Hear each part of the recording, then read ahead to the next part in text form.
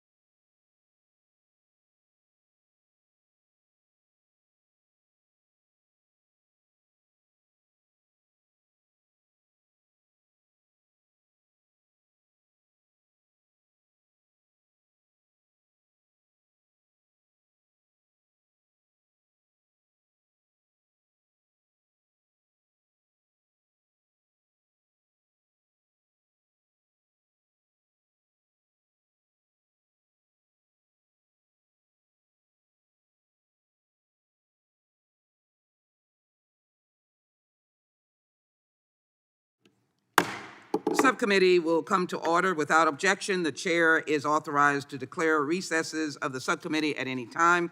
We welcome everyone to this morning's hearing. An unending crisis, essential steps to reducing gun violence and mass shootings. Before we begin, I would like to remind members that we have established an email address and distribution list dedicated to circulating exhibits, motions, or other written materials that members might want to offer as part of our hearing today. If you would like to submit materials, please send them to the email address that has been previously distributed to your offices, and we will circulate the materials to members and staff as quickly as we can. I would also ask all members to mute your microphones when you're not speaking. This will help prevent feedback and other technical issues. You may unmute yourself anytime you seek recognition, and as well, when you're speaking, you may not have your mask. I will now recognize myself for an ongoing of this hearing for an opening statement. We're here today on May 20th, 2021, when throughout America, states have rates of death by guns of 12, 15, 22% of our population. America still remains as the battlefront of guns.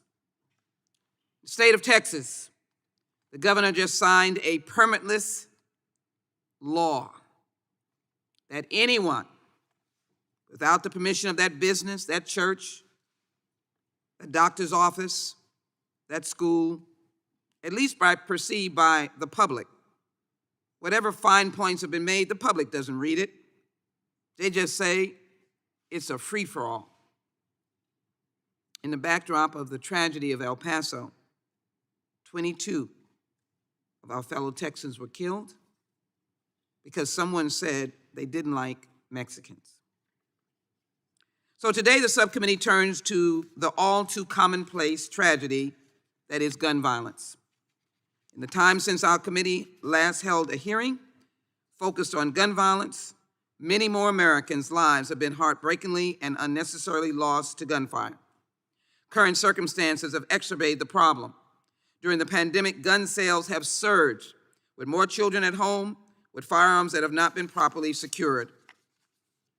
As late or as many years back, and I served on the Houston City Council, the first gun law they ever passed was the requirement that parents would be responsible for securing their guns because 2-year-olds were being shot by guns that they found in the home. On top of these frightening dynamics, there has been an uptick in firearm-fueled violent crime that has left families and communities torn and afraid. Statistics are sobering. On average, 316 people are shot every day, with over 100 killed and 64 dying by suicide. What about a city that lives through drive-by shootings, rage on the road? They don't wave their fists. They shoot out the window. They shoot 7-year-olds, 2-year-olds, elderly persons, mothers, fathers, families. While official numbers have not been compiled, one study found that gun homicides and non-suicide related shootings took approximately 19,000 lives, 25% increase from 2019. Texas had over 3,000 deaths. The same study on gun deaths estimates that likely exceeded 40,000. This grim number would mean that 2020 had the highest rate of gun deaths in the last 2 decades. Each one of these deaths leaves a hole in the fabric of their family and community, and particularly our children. As with so many other tragedies, children often bear the brunt of gun violence. On a daily basis, 8 children are victims of family fire due to an improperly stored or misused gun in their home. Today, guns account for half of all suicide deaths. That should appall us so much.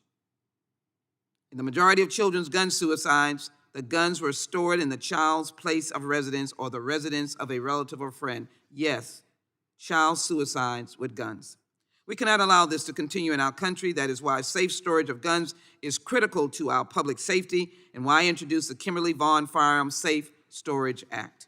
My bill would regulate the proper storage of firearms and ammunition for residences with children under the age of 18 or a residence with a person who is ineligible to own a firearm. I hope members will join me and co-sponsor this life-saving legislation. And I hope members from both sides of the aisle. I also hope that members of this committee will answer President Biden's call to address community violence through intervention and health infrastructure investment.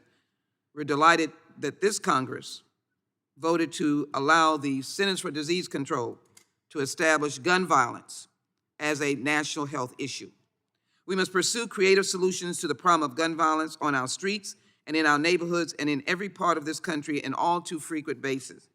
Another threat to our communities that we will discuss today is ghost guns. Ghost guns are firearms constructed with component parts that can be obtained anonymously without a background check and lack serial numbers. Ghost guns are essentially untraceable. The absence of a manufacturing record, serial number, or background check is essentially exactly what makes them the perfect guns to commit crimes. These weapons, ghost guns, pose a new and growing threat to the safety of our brave men and women of law enforcement. I didn't state earlier that the Texas law enforcement were against permitless guns. I think if you're for law enforcement, you gotta be for law enforcement. Increasingly, gangs, drug dealers, and other nefarious individuals are assembling their own untraceable firearms for their illicit activity. In 2020 alone, the Los Angeles Police Department recovered more than 600 ghost guns, at least 231 of which were used in serious or violent crimes such as murder and attempted murder and kidnapping, and 145 of which were recovered from felons who are prohibited from owning or possessing guns. Ghost guns are a clear and present threat to public safety, and it is imperative that we take action now. We cannot continue to live in a society where you could be a victim to gun violence just by going to the school, the movies, the musical festivals, and even grocery shopping.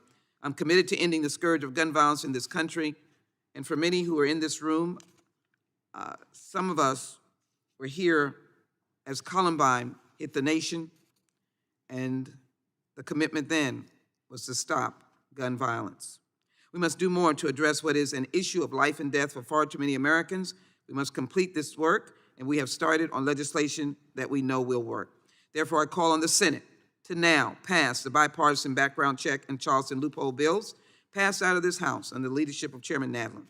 I urge the Senate to pass the Violence Against Women Act, which contains a provision that would bar the use of a firearm for those who are convicted of a misdemeanor stalking. I was glad to co-lead that bill as it came out of this committee. At the same time, we're in the House must consider additional legislation to provide common sense solutions to the scourge of gun violence and suicides. That is why our discussion will be so important today.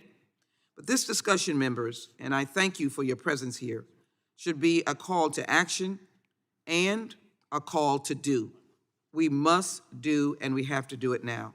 I look forward to hearing from our witnesses on these critical issues And it certainly is my pleasure now to recognize the ranking member's opening statement. Mr. Biggs, you're recognized for your time.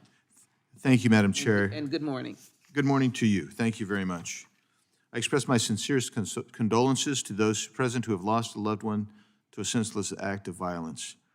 And I hope today we can have an open and honest dialogue about the firearms my colleagues wish to prohibit law-abiding Americans from possessing. I hope that we can avoid any inaccuracy, mischaracterization, and outright falsehoods that have plagued this dialogue for decades, actually. Unfortunately, many in the American public, the media, and shockingly, this very body regularly engage in the peddling of inaccuracies. Earlier this year, one member of this committee, who is the lead sponsor of the so-called assault weapon ban, conflated the terms assault rifle and assault weapon multiple times in a Dear Colleague letter seeking support for the bill. Assault rifles are rapid-fire magazine-fed rifles designed for military use. They are shoulder-fired weapons that allow the shooter to select between settings semi-automatic and fully automatic, which allows the operator to hold the trigger as the gun fires continuously or in 3-shot bursts.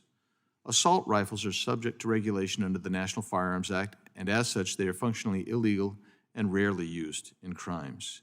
Assault weapons, on the other hand, have been defined in statute and legislation as semi-automatic firearms. A year ago, a member of this committee said, just outside this hearing room, that, quote, "I've held an AR-15 in my hand. I wish I hadn't. It is as heavy as 10 boxes that you might be moving, and the bullet that is utilized, a .50 caliber, these kinds of bullets need to be licensed and do not need to be on the street," close quote. An AR-15 weighs between 6 and 7 pounds and fires a .223 or 9mm round of ammunition. It does not fire a .50 caliber ammunition. I would hope that these inaccuracies are just a case of members not taking the time to educate themselves on these issues.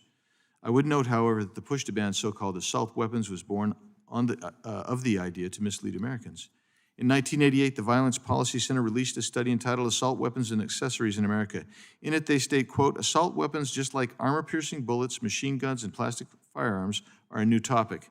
The weapon's menacing looks, coupled with the public's confusion over fully automatic machine guns versus semi-automatic assault weapons, anything that looks like a machine gun is assumed to be a machine gun, can only increase the chance of public support for restrictions on these weapons," close quote. But let's look at the statistics. In 2019, according to the FBI, there were 364 murders committed with all rifles, not just those deemed to be some assault weapons. By comparison, knives or other cutting instruments were used in 1,476 murders. Blunt objects such as clubs, hammers, and bats were used in 397 murders, and hands and feet were used in 600 murders. The fact is that so-called assault weapons and high-capacity magazines have been used often in self-defense situations. The Supreme Court of the United States has recognized the right to self-defense. In District of Columbia versus Heller, the court ruled that the inherent right of self-defense has been central to the Second Amendment right, which is the individualized right to possess and carry weapons in case of confrontation, including all instruments that constitute bearable arms. Stephen Williford and his AR-15 helped stop the deadliest mass shooting in Texas history in 2017. Mr. Williford was able to confront and shoot Devin Kelly, who had just fatally shot 26 people in the First Baptist Church in Sutherland Springs, Texas. After Mr. Williford pursued and shot Kelly, Kelly ended up taking his own life. Mr. Williford likely prevented further casualties and was hailed a hero by local law enforcement. Similarly, high-capacity magazines have played a role in self-defense. On April 15, 2018, a Glen St. Mary, Florida resident awoke at 4 a.m. to a home invasion that was motivated by an apparent Facebook dispute. 7 masked and armed individuals forced their way into a mobile home where one of the residents was armed with an AR-15. According to reports, the resident fired more than 30 rounds during the event, resulting in one home invader being killed and others being wounded. These are just 2 of many examples of Americans exercising their constitutional rights to self-defense with assault weapons and high-capacity magazines. Further, the Violent Crime Control and Law Enforcement Act, Congress required the Justice Department to examine the effects of the assault weapons ban. The mandated study of the federal assault weapon and high-capacity magazine ban concluded that, quote, "The banned guns were never used in more than a modest fraction of all gun murders," close quote, before the ban. And the ban's 10-round limit on new magazines was not a factor in multiple victim or multiple wound crimes. A follow-up study in 2004 concluded that so-called assault weapons and high-capacity magazines were used in only a minority of gun crimes prior to the 1994 federal ban. Relatively few attacks involve more than 10 shots fired, and the ban's effects on gun violence are likely to be small at best and perhaps too small for reliable measurement. Democrats would also like to implement red flag laws, known as extreme risk protection orders, which allow law enforcement family members or others with close relationships to the individual to petition a state court to temporarily remove firearms from an individual who they believe to present a danger to themselves or others. These laws trample on an individual's due process and Second Amendment rights because they permit the seizure of an individual's firearm or ammunition before the individual is given an opportunity to be heard in court. Typically, in order to deny a fundamental constitutional right, an individual must be afforded notice and an opportunity to be heard and present evidence. What other constitutional rights are my Democrat colleagues willing to take away without due process? I urge my colleagues to learn more about the rights they're seeking to abridge. And finally, let's look at the Biden administration's nominee to lead the Bureau of Alcohol, Tobacco, Firearms, and Explosives, David Chipman. Since Mr. Chipman left ATF in 2012, he has made his money lobbying for failed gun control policies, first for Michael Bloomberg, then for the Giffords Law Center. While at ATF, then Agent Chipman was the case agent for the Branch Davidian trial, according to his biography that he submitted to this committee last Congress. As I am sure everyone knows, 76 men, women, and children were killed in that botched raid. Years later, while pushing for more gun control, Mr. Chipman falsely claimed that Branch Davidian shot down 2 Texas Air National Guard helicopters with 50 caliber rounds during the 51-day siege. In 2 reports, one issued jointly by this committee and the Committee on Government Reform and Oversight, and one issued solely by the Committee on Government Reform and Oversight, there is no mention of a single helicopter being downed. In the report to the Deputy Attorney General on the events at Waco, Texas, there's no mention of a helicopter being downed by any gunfire. It appears Mr. Chipman pulled the story out of thin air to justify gun control. The job of the ATF director is to enforce the laws Congress passes, this body passes, not promote failed gun policies. Madam Chair, I do have a number of articles that I will submit into the record, but I don't want to further delay the start of this, so I'm going to wait until the end if that's all right with you, and I think it'd be more convenient. And with all due respect to you and your position as chair of the subcommittee, and understanding that you are given wide latitude, and I respect that latitude in our rules, I regret, however, to report that I have noticed a starting propensity for the chair to take time after many of my Republican colleagues, a period of questioning and occasionally after the witnesses as well. I realize that you do have that great latitude that are given in the rules, but out of fairness, I request that if you do take that privilege, that perhaps you would grant the member equal time for a rebuttal or clarification related to the comments you make, or grant me time to comment on the statements that and questions that are made by Democrats as well. But with that, I do look forward to hearing from witnesses today, a robust debate. And with that, Madam Chair, I gratefully yield back. Oh, yes, I will yield to you, Madam Chair. I thank the gentleman for his inquiry and his comment. It is a prerogative of the chair, which I will continue with discretion to utilize, but as you recall, in the last hearing, we allowed you to have a response, and I will continue to do so. Absolute inaccuracy sometimes requires for a correction of the record, but the ranking will have an opportunity appropriately, if that occurs, to make a clarification as well. And I thank you so very much for your generosity and your interest in this hearing and this topic. It is now my pleasure. Yield back. Thank you so very much. It's now my pleasure to recognize the chairman of the Judiciary Committee, Mr. Nadler, for his opening statement. Thank you very much. I thank Chairwoman Jackson Lee for convening this hearing.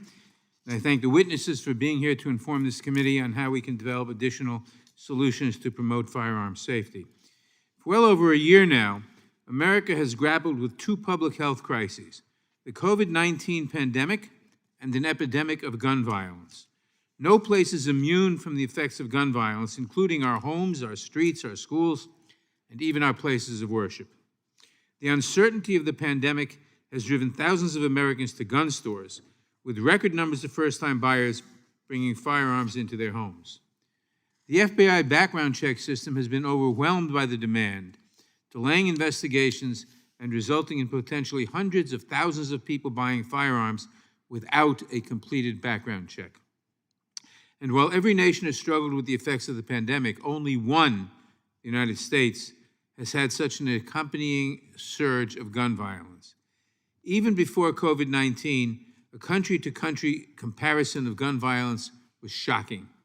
A recent study in the American Journal of Medicine found that compared to 29 other high-income countries, the gun-related murder rate in the United States is 25 times higher.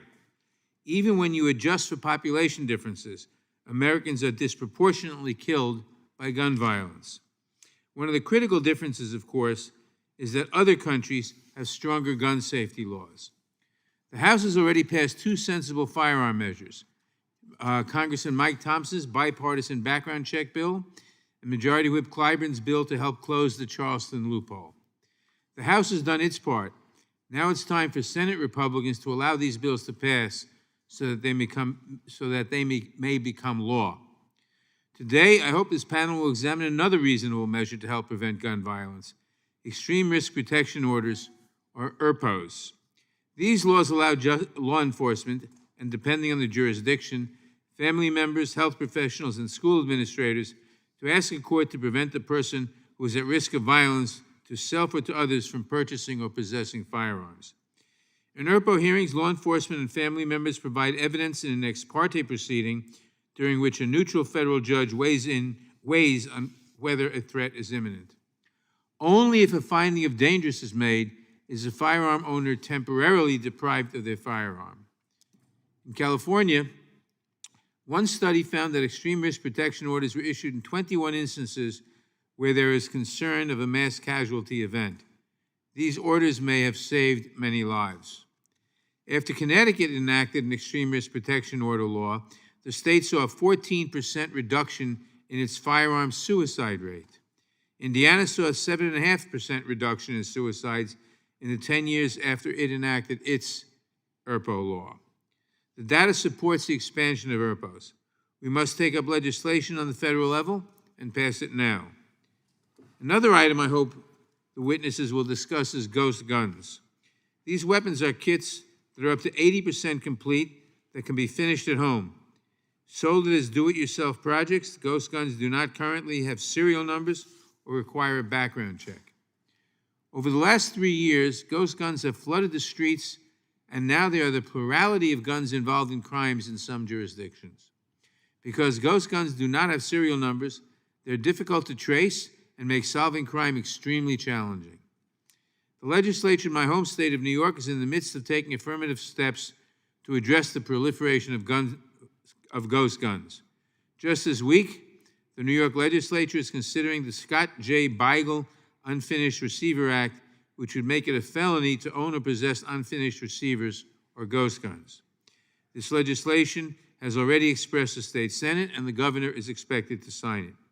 I support this effort, and I hope that Congress can quickly move to address, on a federal level, the dangers that ghost guns present. Another urgent issue that we must address is the deadly toll of assault-style weapons. These firearms are designed specifically for offensive operations, killing the most people in the shortest period of time possible, which is why they are the weapon of choice for those perpetrating the highest casualty mass shootings. The list goes on and on. Sandy Hook, Las Vegas, El Paso, Dayton, Sutherland Springs, Aurora, Orlando, Parkland, and most recently, Boulder. Hundreds of lives ended by individual shooters with assault weapons, with friends and family left to grieve and pick up the pieces. Victims of mass shootings and everyday gun violence alike have tried and failed to hold gun makers and distributors accountable in court. Both the Protection of Lawful Commerce in Arms Act, the PLCAA, and which was the top legislative priority of the corporate gun industry, has allowed the gun industry to evade fundamental civil justice and accountability at the expense of victims of gun violence. We must repeal PLCAA's sweeping immunity from civil liability for the gun industry, which must be held to account for negligent conduct, defective products, and otherwise irresponsible behavior. I ask you, what other industry in the United States enjoys sweeping immunity for civil liability for its negligent acts? As we consider these and other issues related to our crisis of gun violence, I thank the witnesses for coming today, and again I express my gratitude to Chairwoman Sheila Jackson Lee for convening this hearing. And before I yield back, I ask for unanimous consent for a letter from Linda Beigel Schulman, a leading gun safety prevention advocate in my home state of New York, describing efforts in New York to address the proliferation of ghost guns, to be entered into the record. Without objection, Mr. Chairman, so ordered. Thank you, and I yield back the balance of my time. I thank you so very much for your testimony. I now recognize the distinguished ranking member of the full committee, the gentleman from Ohio, Mr. Jordan, for his opening statement. Thank you, Madam Chair. I want to thank our witnesses for being here today, and I too extend my condolences to the families of those who've lost loved ones. Think about what the Democrats want to do. Step one, defund the police. Democrats here in Congress and Democrat mayors around the country demonizing, demoralizing our law enforcement officers, and actually defunding police to the tune of over $1 billion last year in all our major cities. And what's the result of that? Crime is up in every major city. Step two, release violent offenders from our prisons. Last year, Chairman Nadler introduced a bill to pay states and localities to empty their prisons and jails. The bill called for the release of violent offenders from state prisons and local jails. Inmates were only deemed ineligible for release if they did, quote, not pose a risk of serious imminent injury to a reasonably identified person. In other words, it was okay to release inmates as long as they didn't pose an immediate risk to a specific individual. And now step three. Now the third part. Take away guns from law-abiding Americans so they can't defend themselves. This hearing today and the numerous bills introduced by our Democrat colleagues make clear that they want to disarm law-abiding American citizens by depriving them of their constitutional rights. And none of these bills would have actually prevented any recent mass shooting. The chairman of the full committee just said in California, I think he said 21 cases where they had extreme protection orders where they took someone's firearms from them. And he said that may have prevented crime. May have, we don't know, but what we do know is 21 citizens were denied their Second Amendment liberties by a proceeding where they couldn't even attend, because that's what these red flag laws, these extreme protection orders do. The model legislation that the chairman's talking about pays states to set up a system where anyone can go to a court and say, I don't think so-and-so should have a firearm. There's a hearing where so-and-so, the one accused, the one who's going to lose their firearm, they don't even get to show up. It's ex parte hearing. They don't even get to show up. Then they take their firearm, and then they have to, they have to go to court to get their right back, even though there was no proceeding where they could attend in the first place. And the standard for all this is lower, a lower standard, reasonable standard. This is a dangerous path they want to go down. So I look forward to hearing from our witnesses, particularly the Republican witness. I am nervous about all the legislation being talked about on the other side. I hope we understand that the Second Amendment is right next to the First because it's pretty darn important.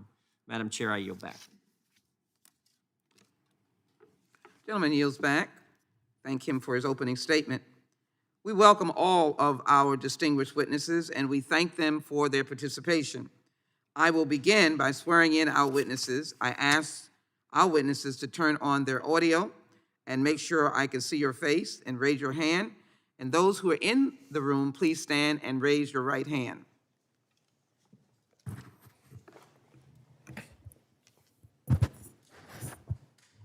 Do you swear or affirm under penalty of perjury that the testimony you're about to give is true and correct to the best of your knowledge, information, and belief? So help you God. Yes. I can hear the audio. Can I hear the audio of witnesses? Yes. Thank you so very much. You may be seated. Let the record show that the witnesses answered in the affirmative, and thank you. We'll now proceed with witness introductions. It really is my privilege to introduce a outstanding legislator and someone who has impacted my community, even though she represents Austin. Because she has a strong and committed reputation for protecting the people of Texas. Representative Vicki Goodwin represents Texas House District 47 in the western and far south Travis County. That means she has some of Austin, Texas. Many people know of the great tech revolution in Austin. She was a co-author of Landmark School Finance Reform, which probably gives her a great sense of protecting children in the schoolhouse, as well as the law boosting retired teacher pay. Representative Goodwin is also a small business owner, a real estate broker, a mother, a graduate of the University of Texas, and she herself has confronted the evils of what a gun can do. I thank you so very much for being here today. Welcome. Fred Guttenberg, an author and gun safety advocate. His 14-year-old daughter, Jamie Guttenberg, was killed in the Stoneman Douglas High School shooting on February 14, 2018. His son, Jesse, was also a student at the school, ran from the shooting to meet him at a nearby store. In addition to his activism, he is a small businessman in Parkland, Florida. He should, and I will, personally thank him in his loss for what he has continued to do for this nation. That should be part of your portfolio, that you are, in fact, fighting for the survival of our nation. Thank you for being here today. Diana Muller is a two-time national three-gun champion and professional shooter. She is a retired 22-year veteran of the Tulsa Police Department, serving assignments in narcotics, gangs, street crimes, and patrol.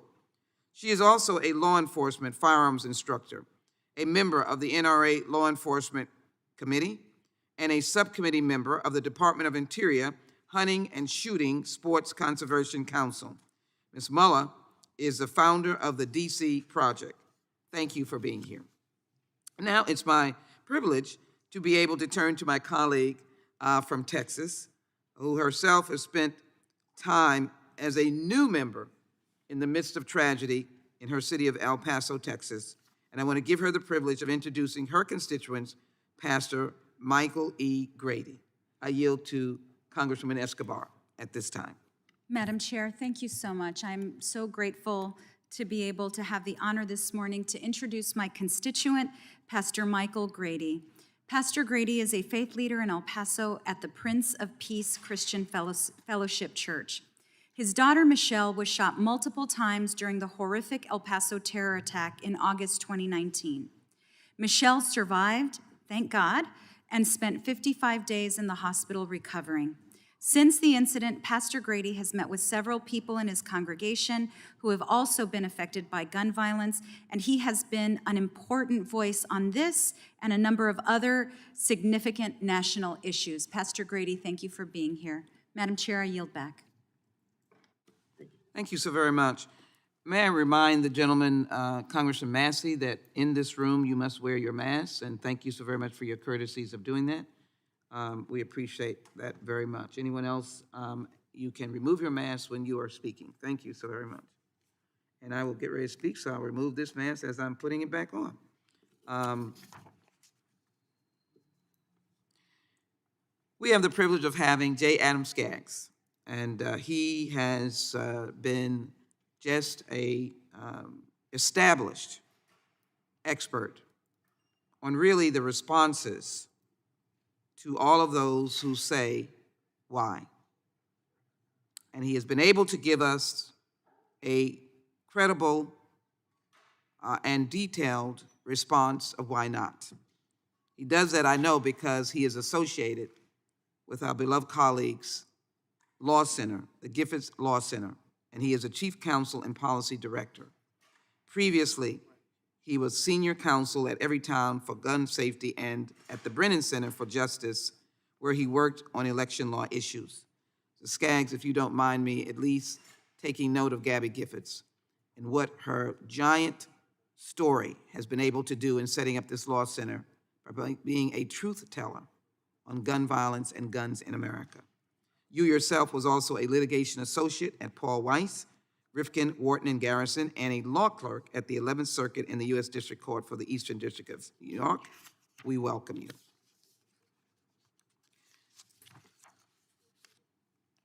Please note that each of your written testimony statements will be entered into the record in its entirety.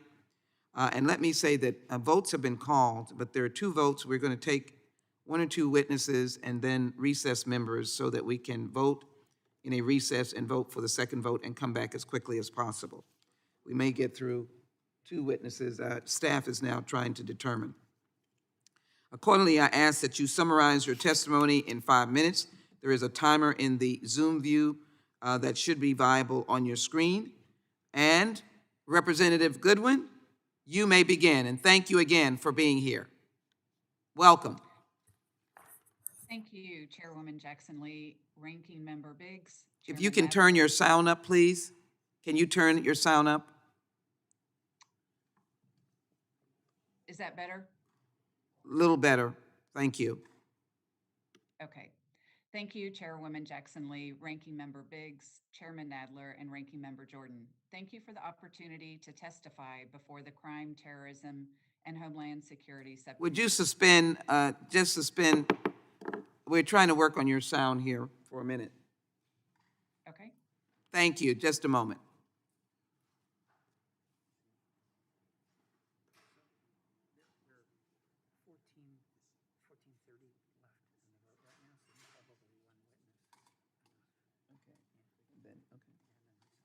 Are we turning?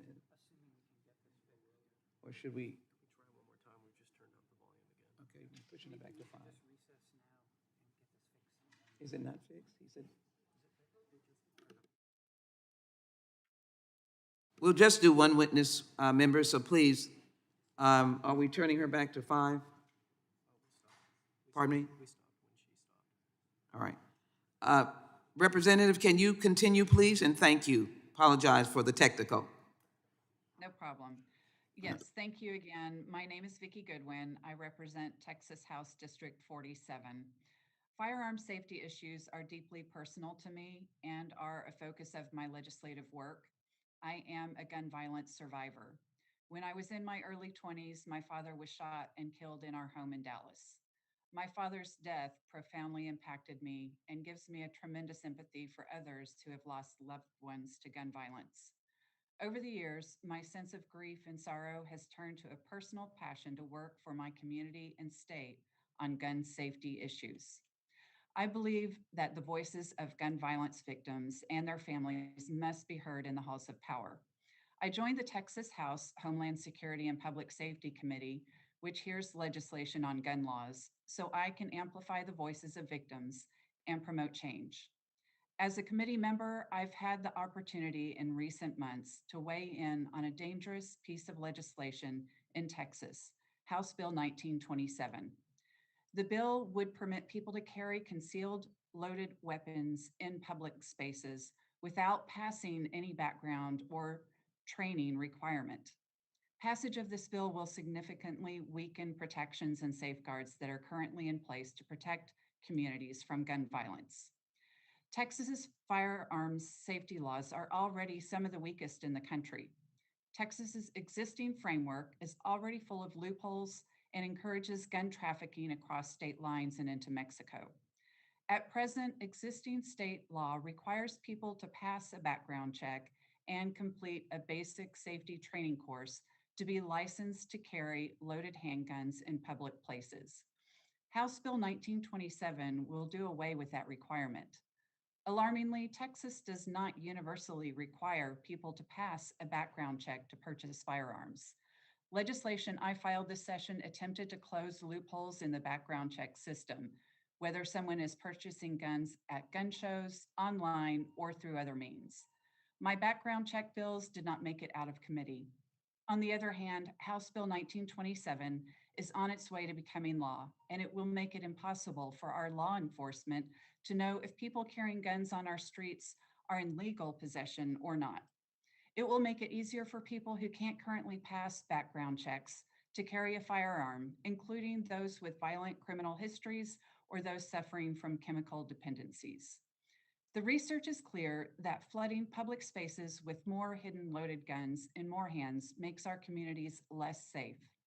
A good guy with a gun rarely saves the day. More often, the gun that is intended to protect one from danger ends up doing just the opposite. Contrary to the notion that flooding our communities with guns will somehow reduce gun violence, a considerable body of study of research shows that states that have enacted permitless carry legislation are experiencing significant increases in gun violence. States that have weakened law enforcement authority to deny permits to people who might pose a danger to the public have seen an 11% increase in homicide rates and a 13 to 15% increase in violent crime rates. In 2003, Alaska became the first state to enact permitless carry legislation. Since then, the state has seen the rate of aggravated assaults with a gun increase by 65%. In Arizona, where the legislature enacted permitless carry in 2010, the rate of aggravated assault with a gun has increased by 8%, translating to 921 more gun-related aggravated assaults per year. Here in Texas, we have experienced numerous horrific gun-related tragedies. Most recently, there was a shooting in the Midland-Odessa communities in which a gunman drove through those two towns, shooting innocent victims. In our committee, we heard testimony about one of the victims, a man in his early 20s, who was shopping for a car with his family. They watched as he was gunned down by a man who had previously failed a background check, but was later able to obtain a gun. Prior to that, a gunman drove across the state from Allen to El Paso to shoot innocent victims at a Walmart store. Immediately following the El Paso shooting, the governor held a roundtable discussion bringing together stakeholders to discuss safety measures. And yet, here we are in Texas, this legislative session, not passing laws to make us safer, but instead passing a law that will allow people to carry guns without any safety training or permit. Like all of you, I am responsible for protecting my constituents and ensuring the safety of my community, which is what brings me here today. House Bill 1927 poses a significant threat to the lives of well-being of Texans. If enacted, we can expect more gun violence, not less. As a legislator, I see our role as saving lives and preventing deaths. I hope today's hearing puts us all one step closer to fulfilling that goal. Thank you.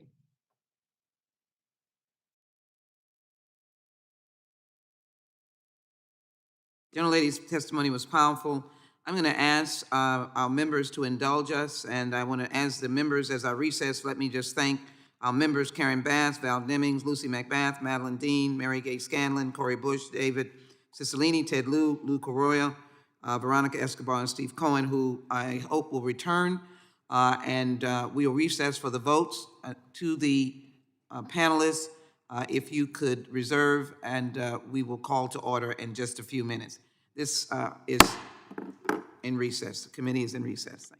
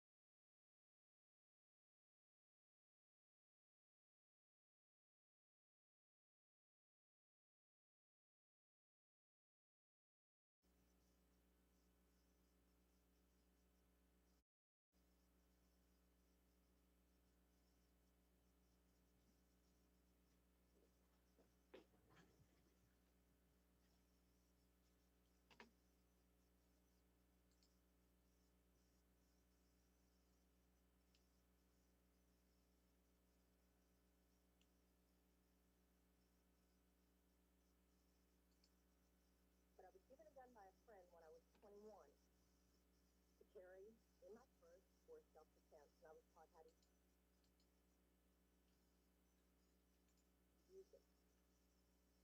A couple of years ago, my parents and I went to a cafeteria in Texas on a bright sunny day. We weren't in a dark alley where we weren't supposed to be.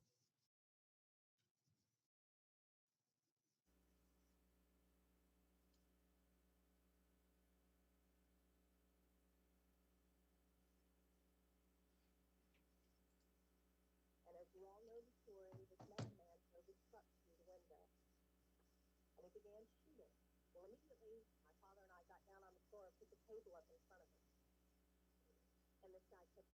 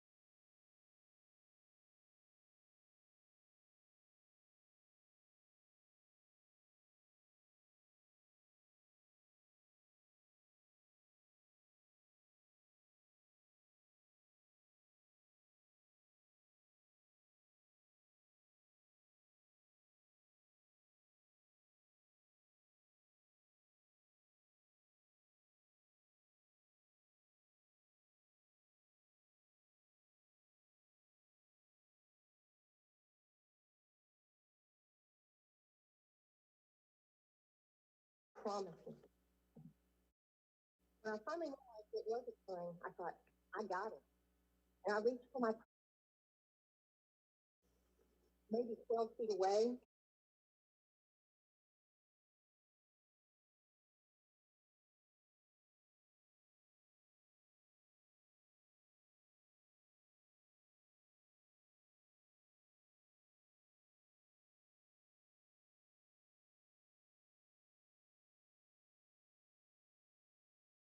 Well known in the state of Texas, it's sometimes a felony offense to carry a gun in your hand. I can tell you that I'm not mad at the guy that did this. If he can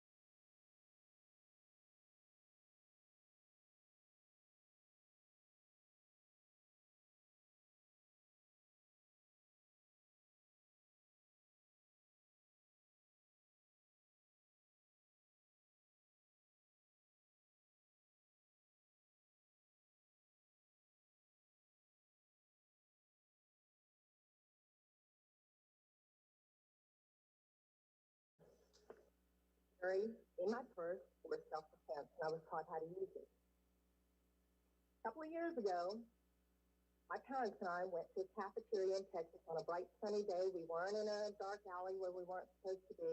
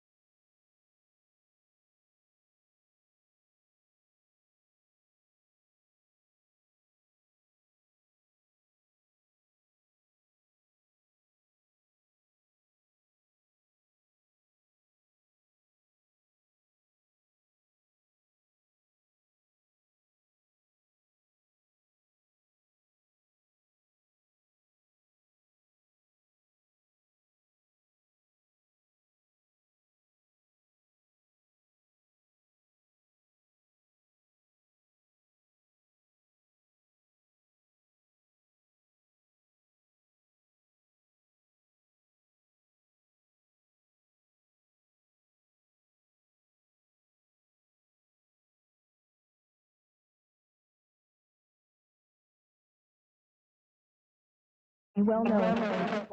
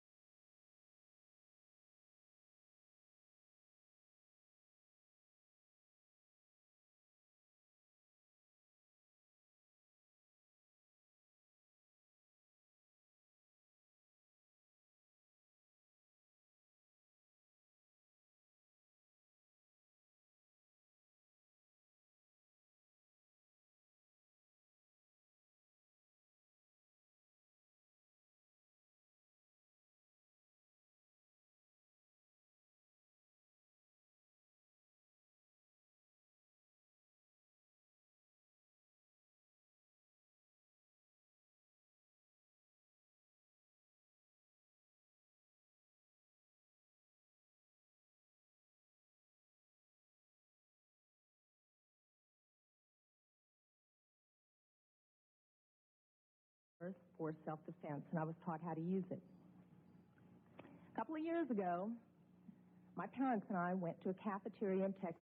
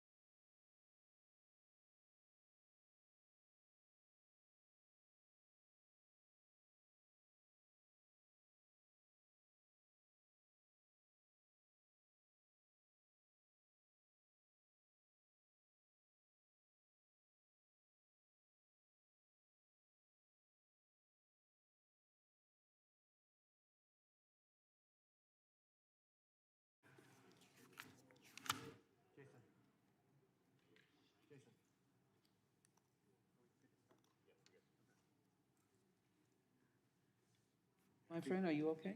Yes, I think we probably lose a few though, but I think.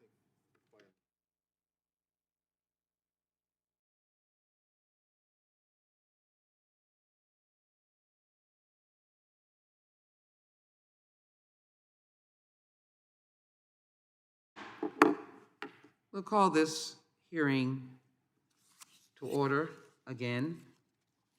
And it is entitled An Unending Crisis, Essential Steps to Reducing Gun Violence and Mass Shootings. As I begin to call on the other witnesses, I just want to take note of the fact of the introductions that many of these witnesses have experienced their own personal stories of gun violence. And I want to say to them that they have our concern and our hearts focused on their loss. The next witness knows that loss all too personally, and I indicated earlier as I introduced him that he has taken that to serve America. Scuttenberg, you are yielded to at this time for 5 minutes. Thank you. Thank you. Chairwoman Jackson Lee, Ranking Member Biggs, and distinguished members of the committee, thank you for inviting me to testify today. My name is Fred Guttenberg. I am a father of 2 amazing children, Jesse and Jamie. On February 14, 2018, my daughter Jamie was murdered alongside 13 other children and 3 adults at Marjorie Stoneman Douglas High School in Parkland, Florida. My son Jesse, now 20, lives with the permanent scars of having heard his sister get shot. I am a father who lives with the sound of that single shot severing my daughter's spinal cord. I am a father who hopes his daughter died instantly. Otherwise, it means she suffered. My daughter will be 14 forever. My wife and I watch as all of the other kids post pictures of going to prom and college acceptances this year. We are happy for them, but we break down and cry because Jamie should be with them. I have been told, even by some here this morning, that I hate the Second Amendment and that I am a gun grabber. Nothing could be further from the truth. I simply want to save lives. My daughter was killed in a mass shooting, the kind we have seen over and over again in elementary schools, middle schools, high schools, colleges, concerts, movie theaters, grocery stores, bars, businesses, the list goes on, where a shooter is armed with an assault weapon and a large capacity magazine. These are weapons of war designed to kill as many people as possible, as fast as possible, and that's why they've become the weapon of choice for mass murderers. Congress must take action to ban assault weapons and large capacity magazines, which have killed thousands of innocent Americans. Mass shootings, like the one where my daughter was murdered, get a lot of attention, but they account for just a small percentage of American gun violence. 40,000 people die every year. That's over 100 a day in incidents of domestic and community violence, hate crimes, suicide, and unintentional shootings all across the country. In fact, in the time that it takes me to read this statement, somebody is getting shot right now. My friends, Kristen and Mike Song, know all too well the tragic consequences of what happens when a firearm is not safely stored. In 2018, their son Ethan, just 15, was unintentionally shot and killed after accessing an unsecured gun in a neighbor's house. This is not an anomaly in America. Every day, 8 children and teens are unintentionally shot by unsecured loaded firearms found in a home. It's estimated that 4.6 million children live in homes with at least one unsecured gun. No one should know the pain of losing a child to a gun. We can and we must do better. I've been partnering with Brady, one of the nation's oldest gun violence prevention organizations, and they have led the End Family Fire program, a national education campaign by gun owners for gun owners on the importance of safe storage. Family fire is a shooting involving an improperly stored or misused gun found in the home, and it's one of the biggest contributors to gun deaths every year. Safe firearm storage provides a life-saving barrier between children or those in crisis from accessing guns, significantly decreasing the risk of family fire. Congress does have policy options for increasing safe storage. something which the vast majority of responsible gun owners already agree is important. Researchers have found that even a modest intervention that motivates gun owners to safely store guns could reduce youth firearm deaths by a third. For instance, Congress could pass legislation creating tax incentives to promote safe storage, like the Prevent Family Fire Act, which had broad bipartisan support last year. Congress can also take steps to educate the public more broadly about the benefits and the best practices of safe storage, and could even require gun dealers to post that information when they sell guns. Ethan's Law, named in honor of Ethan's song, would create a legal obligation to safely store a firearm if a minor might have access to it. Had this common sense law been in place in 2018, Ethan's life could have been spared. I am grateful for my dear friends Kristen and Mike, but I truly wish I never knew them. These policies would have a measurable impact on people's lives, but there is more that Congress can do to protect public safety. This body has now twice passed legislation to expand and strengthen background checks for gun sales. Also, and very near to my heart, Congress should expand background checks to cover ammunition sales. Jamie's Law, named in honor of my daughter, would do just that. It's not acceptable that so many lives are lost to gun violence in this country, and it doesn't have to be this way. I urge you all to take action to save lives. I am grateful for the opportunity to testify today before you, and I look forward to your questions. Thank you. Ms. Goodenherk, thank you so very much for being willing to be here today. Thank you. Our sympathies again to you and your friends. And now I'm happy to yield 5 minutes to Ms. Muller. You're recognized for 5 minutes. Thank you. Thank you, Chairwoman Jackson Lee, Ranking Member Biggs, and committee members. I'm honored to be here today to discuss this important topic and brainstorm on strategies to save lives.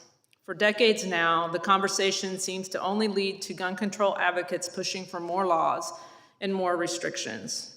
It's time to look at the evidence, acknowledge the truth, and consider alternatives. The truth is we all want the same thing. We all want to be safe, and we want our families to be safe. The difference is how we believe that is achieved. For over 30 years, the strictest gun control policies have been adopted by several major cities across the country. Based on decades of evidence in cities like St. Louis and Chicago and many more, it's apparent that these policies do not work. The results are the same. When average citizens are less capable of defending themselves, criminals are emboldened, crime soars, and communities are less safe. As a retired police officer, I saw firsthand the impact of violence on communities. I can tell you that buzzwords like epidemic, ghost guns, weapons of war, or assault weapon are designed to push false narratives and are designed to scare the public. We always hear about common sense gun control. Common sense is that cities plagued with violence should adopt the laws of cities that are not plagued with violence. Common sense is not making more rules, more laws, registrations, and fees that make protecting yourself a rich man's game. Gun control laws disproportionately affect lower-income minority communities. Gun control is steeped in racism. Common sense is making mental health a priority when 55% of deaths are suicide. Common sense is holding criminals accountable for breaking the law instead of releasing them from jail, raising bail for them, or encouraging them to be more confrontational. Many Americans are exhausted by the incessant attacks on our Second Amendment rights. I founded the DC Project Women for Gun Rights because we were tired of listening to women who do not represent us, women who are not experts in firearms or in violence, and yet they demand that legislators restrict our constitutional and civil rights. I'm honored to speak on behalf of the members of the DC's project, mothers, daughters, young and old, Black, white, Latina, Asian, hunters, competitors, transgender, straight, #MeToo, #NotMe, on the political left and right. The Second Amendment wins on the intersectionality scale. There are women in our group that have endured unspeakable violence. Lucretia lost her son to gang violence. Melissa was stabbed 17 times, raped, beat, and left for dead in her parents' home. in a stranger invasion. Nikki saw her husband shot and killed by her stalker in a gun-free zone, which is where 95% of mass killings occur. All of these women are intimately familiar with the failures of gun control. 2020 brought us a pandemic, riots, looting and killing in an effort to defund the police. Crime is soaring in those cities. Americans are realizing that they are their own first responder, which is why we're seeing record gun sales and an estimated 8.4 million first-time purchasers. I will also add that the Second Amendment wasn't written about hunting. It was written about we, the people, and a tyrannical government. The question before us is, how do we reduce violence in our country? There are details and links in my written testimony, but these are a few programs that have had successful results. The Hunter's Education Program has exponentially lowered firearms-related incidents and fatalities. The Kids Safe Foundation takes the target audience a step further and focuses on all children, not just hunters.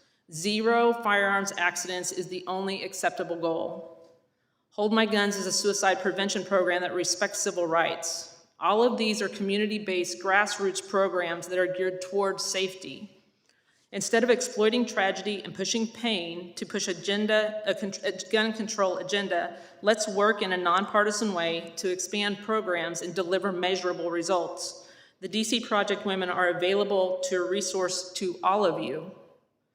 We will meet, talk, train, whatever we can do to achieve safety in our communities through education, not legislation. Thank you for the opportunity to speak, and I look forward to your questions. Muller for her testimony, and I'm delighted to yield 5 minutes to Mr. Skaggs. Excuse me, Mr. Skaggs, it's Pastor Grady. I had checked him off, but he's not checked off. Pastor Grady, are you there? Yes, I am, Madam You're Chair. unmuted, thank you. I'm yielding to you at this time. Thank you.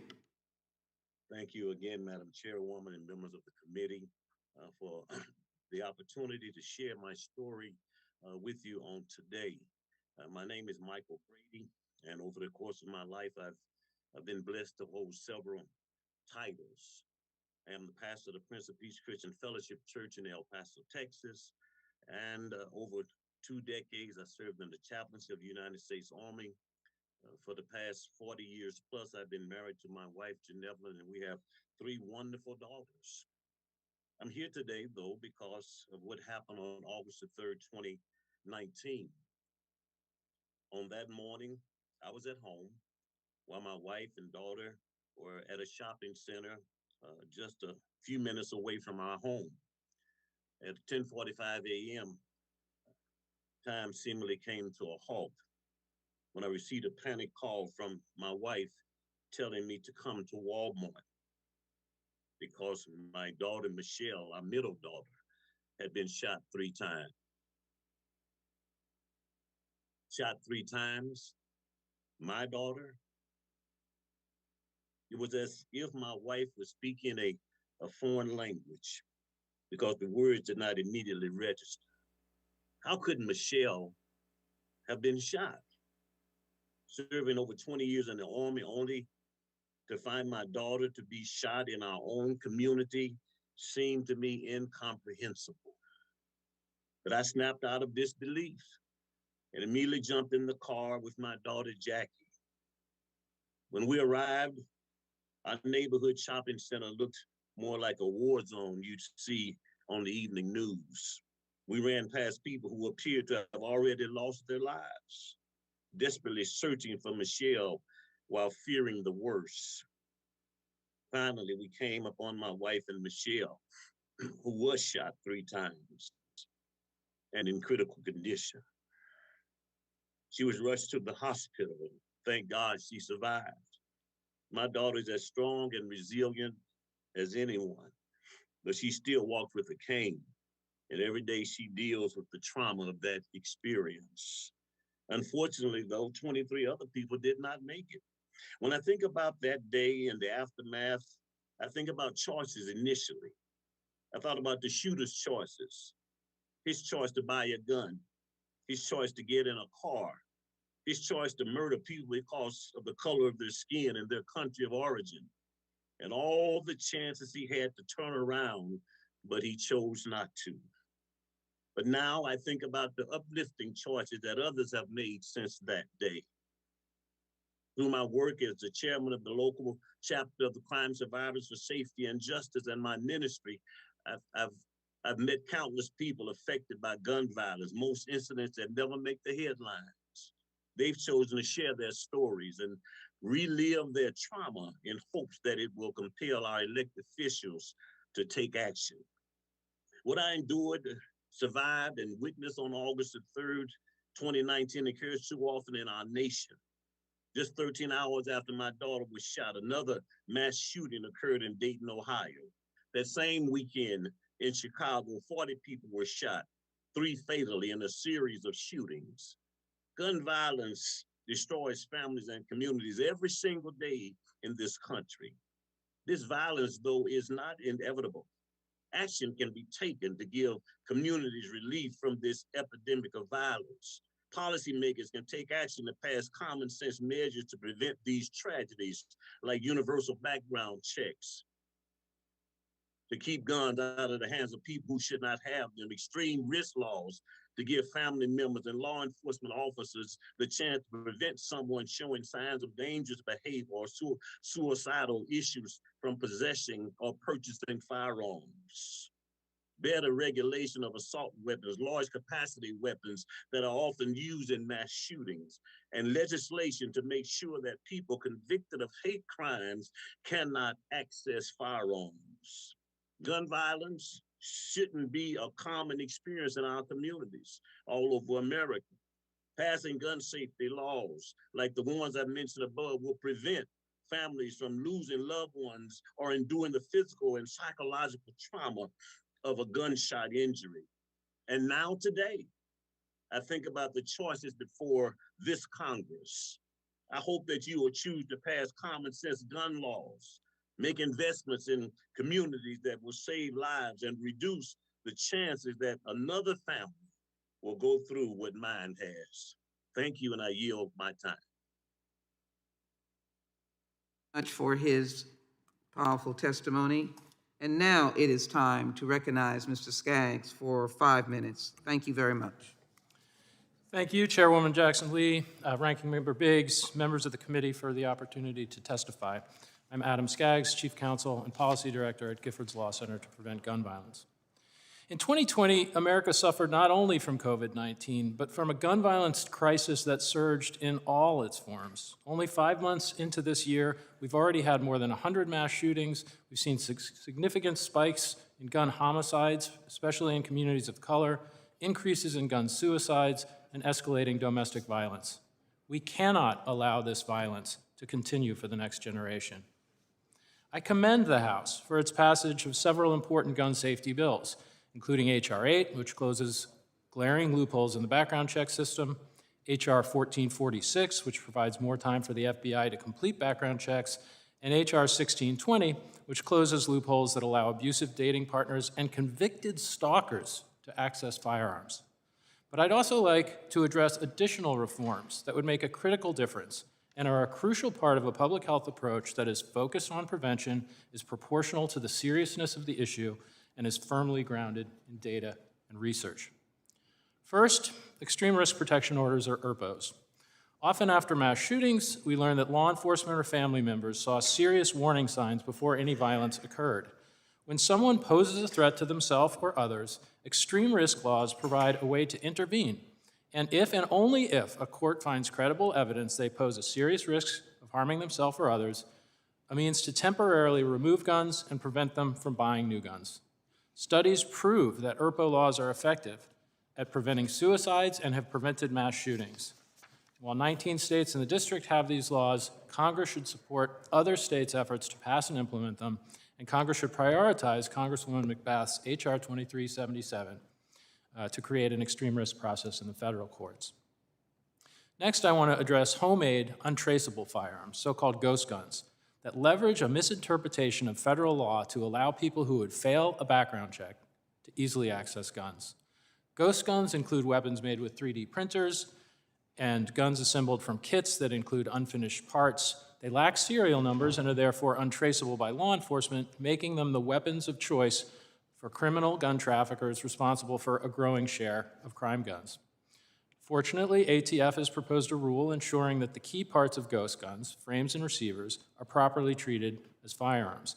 And several bills introduced this year would also address ghost guns, including H.R. 3088, introduced by Congressman Cicilline, Congresswoman Dean's H.R. 1447, and Representative Deutsch's bill to prohibit the online distribution of code for 3D printed guns.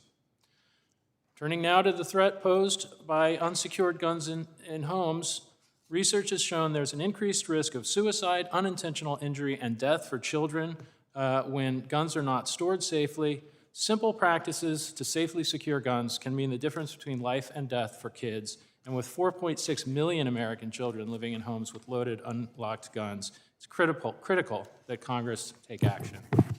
We are grateful to Chairwoman Jackson Lee and Congresswoman DeLauro for their leadership on this issue. Their bills would encourage gun owners to act responsibly. We also need laws that will encourage the gun industry to do the same. The gun lobby convinced Congress to pass the Protection of Lawful Commerce in Arms Act, or PLACA. It gives manufacturers and sellers of guns unprecedented immunity from lawsuits. PLACA has slammed the courthouse doors shut for the thousands of gun violence victims whose deaths and injuries could have been prevented if the gun industry behaved in a more responsible manner. This Congress has the chance to right this wrong and should repeal PLACA by passing legislation like H.R. 2814 from Congressman Schiff. Finally, while we should treat the gun industry the same way that we treat other industries, not all guns are created equal. Semi-automatic assault rifles offer a particularly lethal combination: rifle ammunition capable of penetrating bulletproof vests and detachable magazines that can hold as many as 100 rounds. This lethality has made them the weapon of choice for mass shooters, and we're glad that Congressman Cicilline has reintroduced his bill, H.R. 1808, to restrict access to these devices. And while we often hear about mass shootings committed with assault rifles, the gun industry is now manufacturing AR-15 style handguns that fire the same rounds. They pose a serious risk to law enforcement because they fire rifle ammunition that can penetrate body armor, but they're small enough to conceal.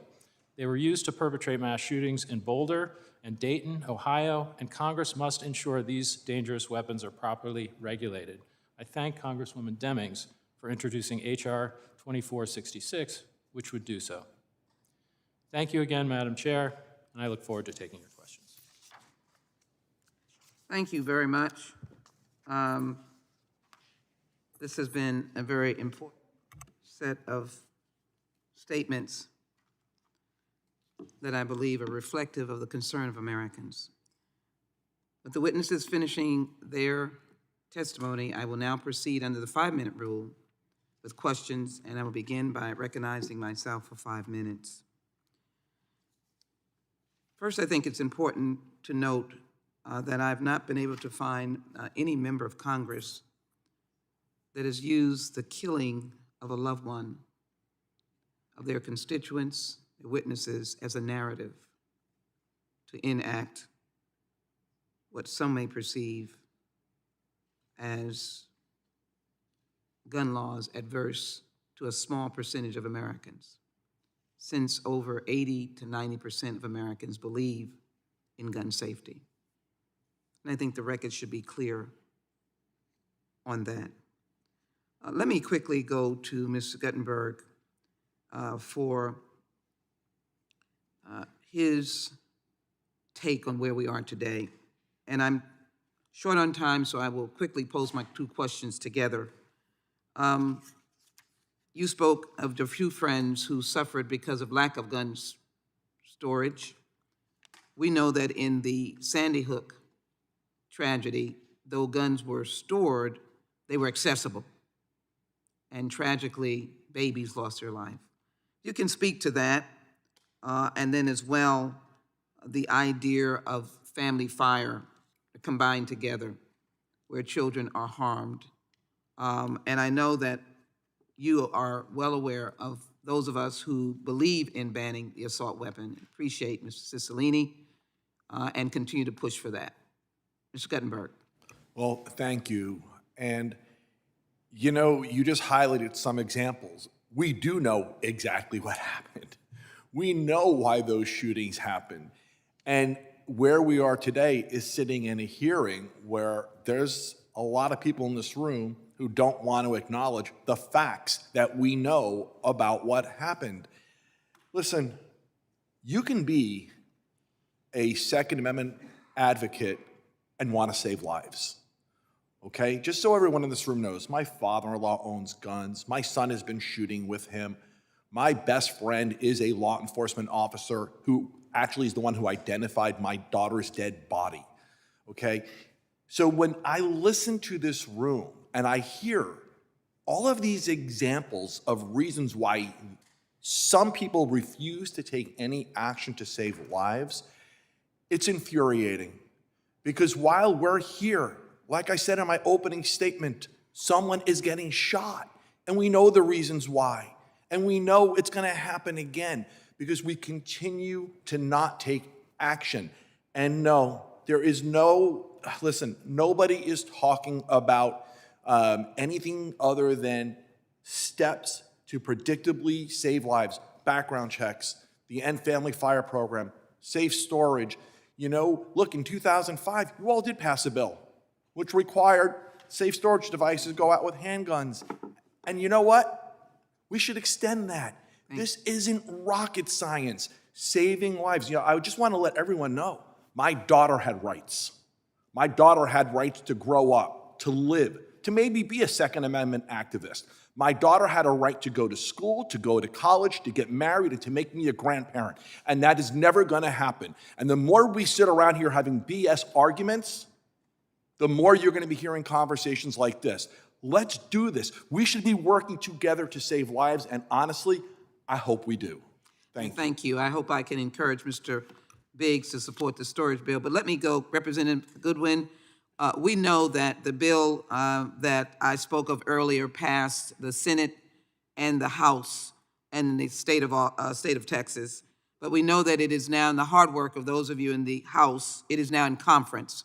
But I thought it was important to bring national attention to this bill. Would you tell us more about that Texas House Bill 1927 and the implications of that bill in the midst of your personal story, but more importantly, in what you did on that bill today? Thank you. Thank you. Absolutely. So House Bill 1927 essentially will let people walk around on our Texas streets without getting training. And we've heard from law enforcement. They came out and held a press conference on the Capitol steps saying that they're not in favor of this law. They like people getting training if they're going to own and possess a gun. One of the things that I did add to the bill, a lot of the argument from the other side was that people like the license to carry in Texas. They're still going to get a license to carry.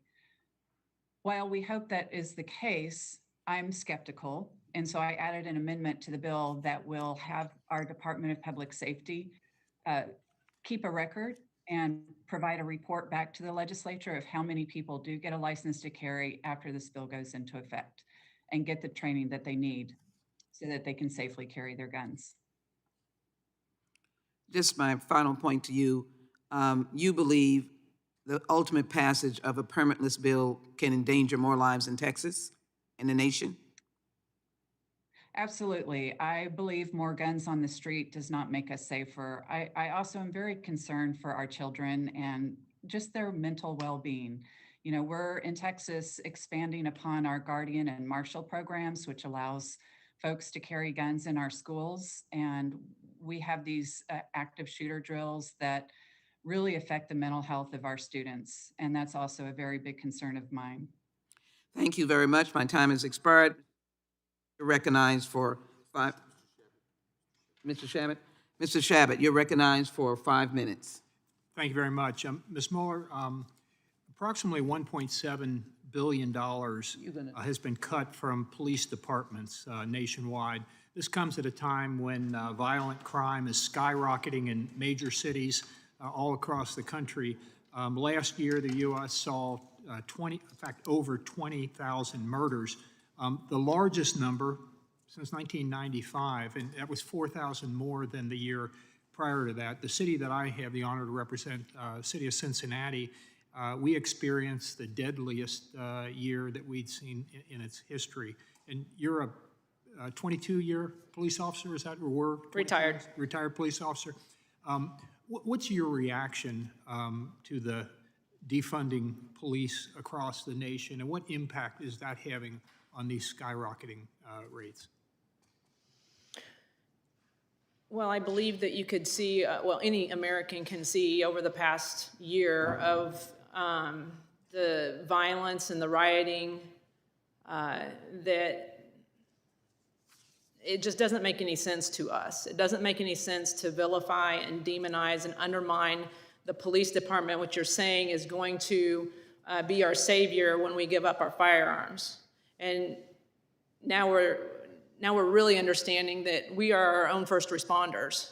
We are responsible for our own safety. And that's why, I mean, as frustrating as it is for Mr. Gutenberg, I'm just as frustrated for the exact opposite reasons. It's just interesting to hear him say that, because I feel the exact same way, that why are we not working together, and why are we not looking at the truths and the evidence that these guns don't work? All of these places that these are, 95% of these mass killings are in gun-free zones. It's a problem. It's not a gun problem, it's a gun-free zone problem. No. So it doesn't make any sense to the average American that we would defund the police and push gun control at the same time. Thank you. I'd like to read a quote to you from a United States senator on the Senate floor some years back. During my 12 and a half years as a member of this body, I have never believed that additional gun control or federal registration of guns would reduce crime. I am convinced that a criminal who wants a firearm can get one through illegal, untraceable, and registered sources with or without gun control. That was Senator Joe Biden, by the way, quite some time ago. Now, in all fairness, he's changed his mind on a whole lot of things, like protecting innocent unborn lives, the most vulnerable above us, but I digress. The comments that he made back there, do they seem, for the most part, accurate and reasonable?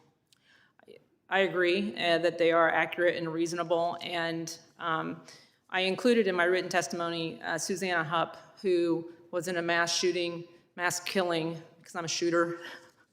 I kind of get offended at the shooting part. A mass killing, and she's preaching the same thing 30 years ago.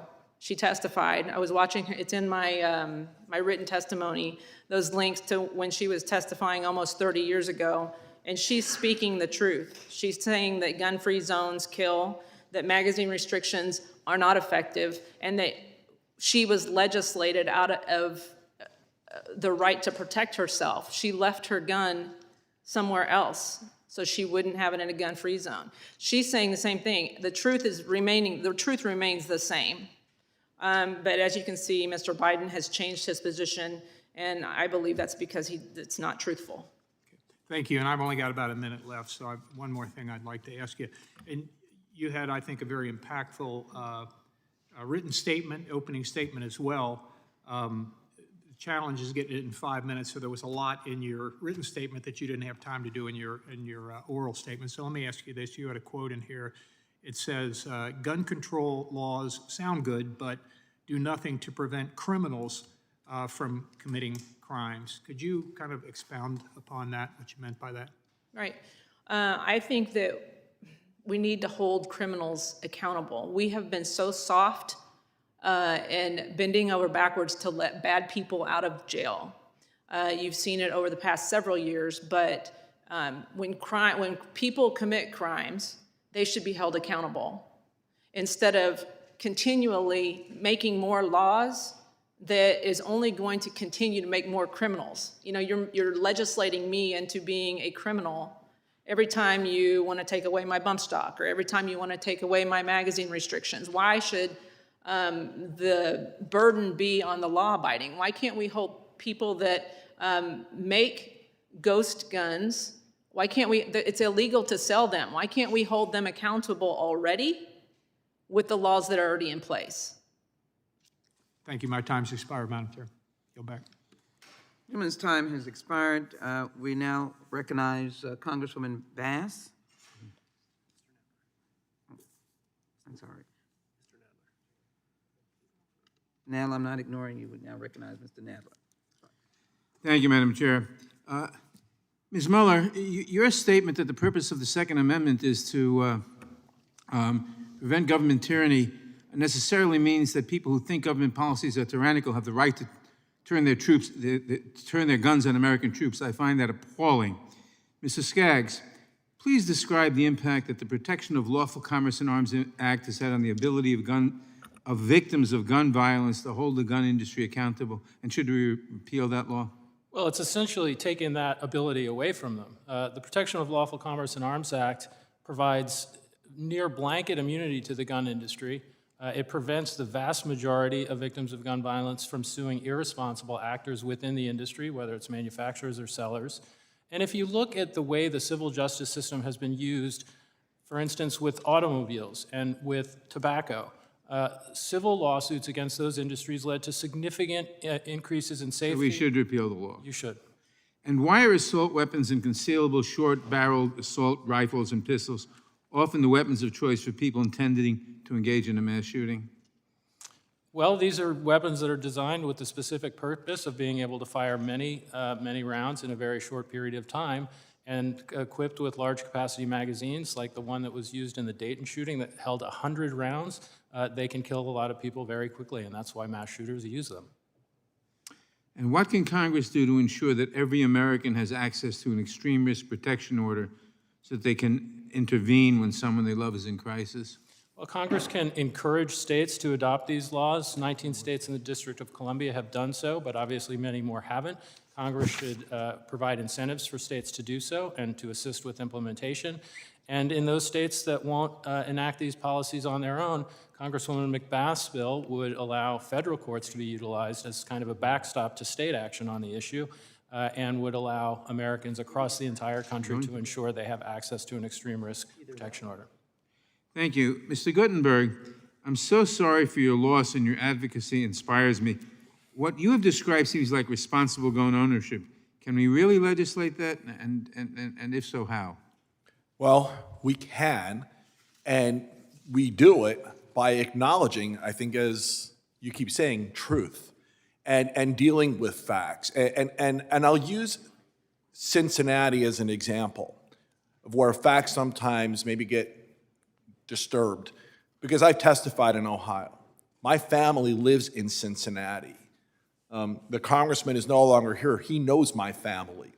I was in Cincinnati 2 years ago looking at the spike in gun violence in Cincinnati, and the reality is it has an awful lot to do with what Ohio has been doing with their loosening of gun laws in the state. So yes, we legislate all the time. There's a reason why I wear a seatbelt, okay? This body can legislate. In 2005, you did on the issue of guns. You actually required gun shops to give out a locking mechanism with handguns. That can be extended. This body can legislate to save lives, and it is irresponsible if it doesn't happen. Thank you. Pastor Grady, what are the long-term impacts on our children and our country if Congress fails to effectively address gun violence? Thank you for asking. I think the long-term implications that our communities feel less safe, uncertain about being able to navigate in a way that produces credibility for law enforcement to do their job, and also for citizens to feel that they have a vested interest. I believe in community-based alignment with law enforcement and the community to establish programs, community-based violence intervention programs.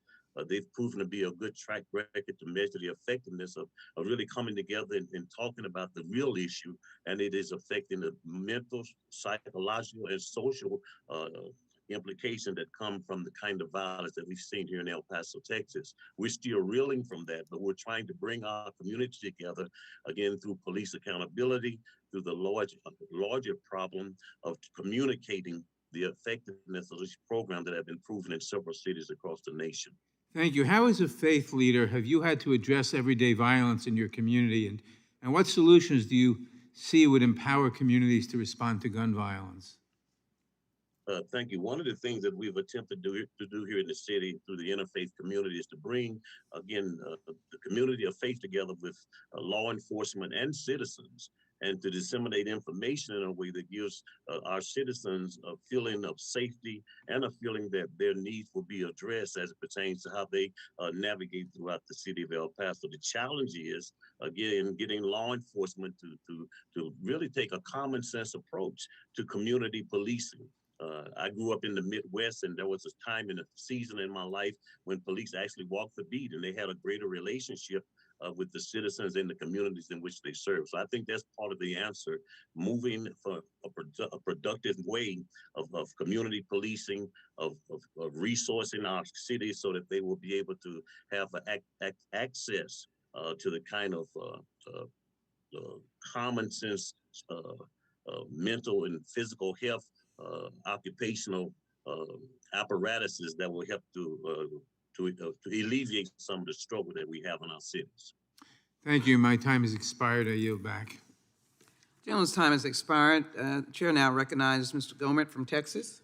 Thank you, Madam Chair. Dr. Susanna Hupp can be more articulate on this issue. Reserving my right to object.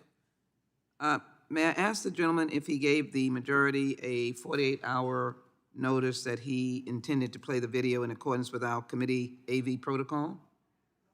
I understood that my staff had, but I don't know for certain. So if the gentlelady is saying she's going to prohibit that from... Absolutely not. I just asked the question, and so Right. you don't think you did. If that is the case, these things happen, and so make a I'm going to parliamentary be generous to my fellow Texan, Congressman Gomet, and we'll allow you to, Thank you. in spite of the protocols not being followed, we'll allow you to go ahead and play it, and I withdraw my objection. So I yield to you. Thank you. Thank you so very much. Point of parliamentary inquiry, Madam Chair. Gentleman's recognized for parliamentary inquiry. My inquiry is your gracious accommodation of this, I hope will not be read as a signal to violate the rules moving forward. Gentleman's recognized. Thank you. Hopefully they'll be able to play that.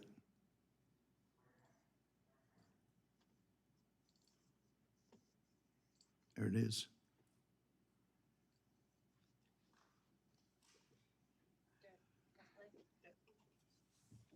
Okay, tell me when. Go ahead. All right. But I was given a gun by a friend when I was 21 to carry in my purse for self-defense, and I was taught how to use it. A couple of years ago, my parents and I went to a cafeteria in Texas on a bright sunny day. We weren't in a dark alley where we weren't supposed to be. And as you all know the story, this madman drove his truck through the window, and he began shooting. Well, immediately, my father and I got down on the floor and put the table up in front of us. And this guy kept shooting. And you're thinking, what could it be? Is it a robbery? That's the first thing that generally comes to mind. And he keeps shooting. It took me a good 45 seconds to realize that this man wasn't there to commit a robbery. He wasn't there for a hit. He was there to simply shoot as many people as he possibly could. Now, I'd like to make something clear. I hear all this talk about how many bullets can go in a clip. I've been there. I can tell you it doesn't matter. It takes 1 second to switch out a clip. You can have 1 bullet or 100 bullets. It doesn't matter, guys. I've been there. He goes, dump, dump, just like that. That's not enough time to rush a man. I promise you. When I finally realized what was occurring, I thought, I got him. And I reached for my purse. He was maybe 12 feet away. Is it possible my gun could have jammed? Sure. Is it possible I could have missed? Sure. But I can tell you I've hit much smaller targets at much greater distances. But then I realized that a couple of months earlier I had made the stupidest decision of my life. I took my gun out of my purse and left it in my car. Because as you well know, in the state of Texas, It's sometimes a felony offense to carry a gun in your purse. I can tell you that I'm not mad at the guy that did this. As he continued, it was obvious that he was a madman. My father, at that point, said, I've got to do something. I've got to do something. He's going to kill everybody in here, and he rushed the man. No way. This guy turned, shot him in the chest. He went down, was obviously mortally wounded. For whatever reason, that made the man change directions and go off to my left. Shortly thereafter, someone at the back of the restaurant broke out a window. When I saw what looked like an opportunity to escape, I turned around and I grabbed my mother by the shirt and I said, come on, we've got to run, we've got to get out of here. And then my feet grew wings and I was out the back window. As soon as I got out, I realized that my mother had not followed me out. And as I learned from the police officers, she had crawled over to where my father was and cradled him until the guy got back around to her, put the gun to her head. She looked up at him, put her head down, and he pulled the trigger.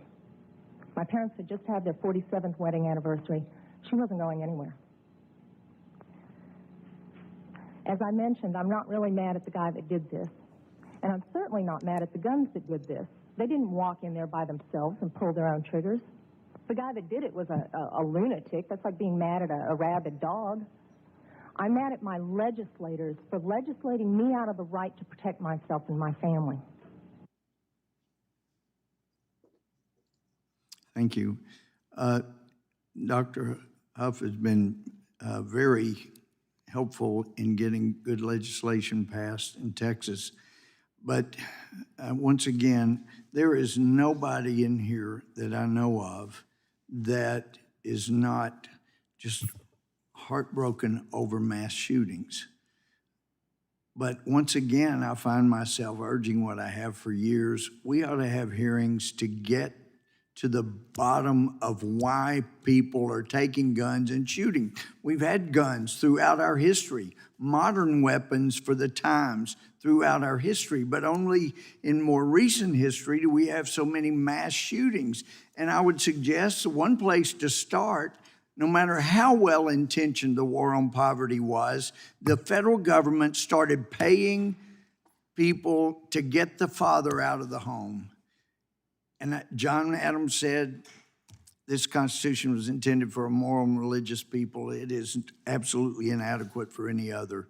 We need to get two-parent homes, and we need to get back to being a moral and religious people. My time's expired. I yield back. I thank the gentleman for his questioning, and I now yield to the gentlelady from Florida, Ms. Demings, for 5 minutes. Thank you so much, Madam Chair, and thank you for your leadership on this issue. Thank you to all of our witnesses who are with us today, either virtually or in the room. Let me be clear, it's the prevalence of guns in the wrong hands, in the hands of criminals, in the hands of the mentally ill, and in the hands of terrorists. Guns in those hands is an American tragedy. And as someone who basically dedicated my life, certainly a large percentage of it as a law enforcement officer, to protecting and serving and saving lives, when we have the power to do that, this is not about taking guns out of the hands of law-abiding citizens. My father was a hunter. I grew up with it seems like a house full of guns.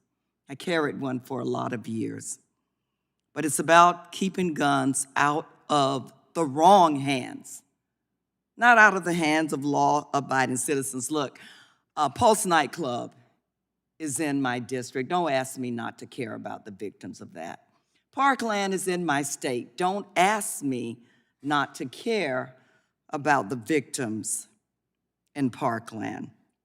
This week, I'm joined by some of you in the room, including our distinguished chair, to introduce new legislation, the Protecting Our Communities Act, to close multiple loopholes in federal law that allows guns, those loopholes that allow guns to fall into the wrong hands. Ghost guns Are we really here today? Are there really some people in this room who are defending ghost guns, guns that are not traceable? What about armor-piercing, concealable assault weapons? These weapons can fire through ballistic vests worn by law enforcement officers and can be easily concealed. Are you asking me, as a former law enforcement officer, not to care about that? Milwaukee police officer Matthew Rittner was killed by one in 2019. Should we just forget that? The same year, a shooter in Dayton, Ohio, thank you, Mr. Skaggs, for mentioning that, killed 9 people and injured 27 others. This year in Boulder, Colorado, a man with an AR-15 style pistol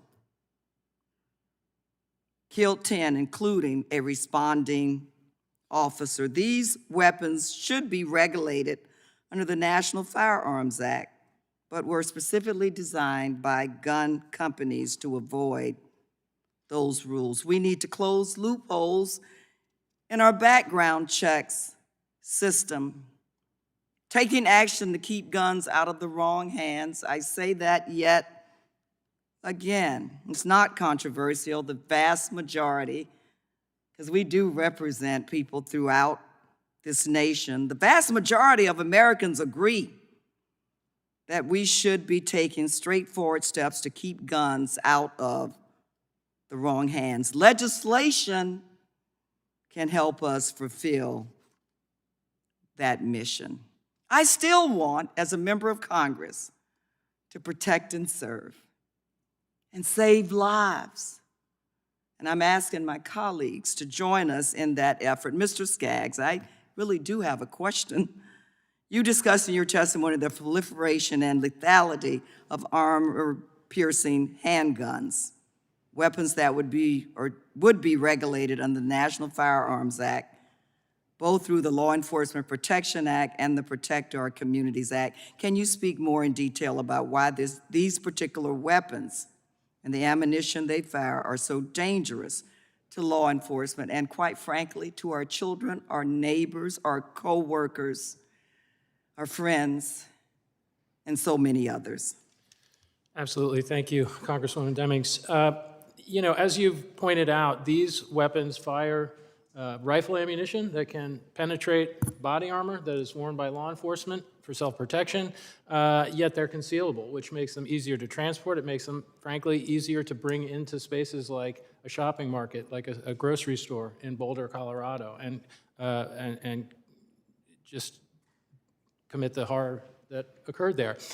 So these are designed by the industry to circumvent regulation under the National Firearms Act, which places stronger regulations on short-barreled rifles, and the industry has attempted to evade that regulation by marketing these as assault-style pistols.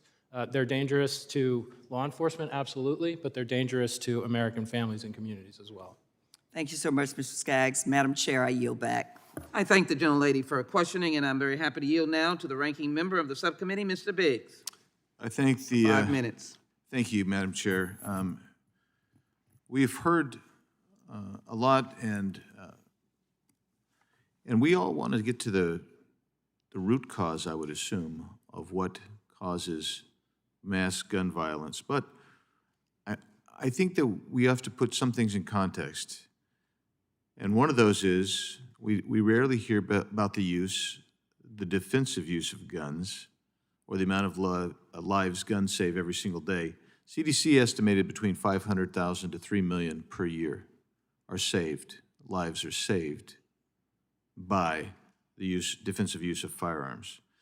And so, Ms. Mueller, what do you think these numbers show us about how people are using firearms? Well, the statistics are that there's 46,000 lives taken with guns. Some of that, 2/3, I think it's 55% in 2020 was suicide.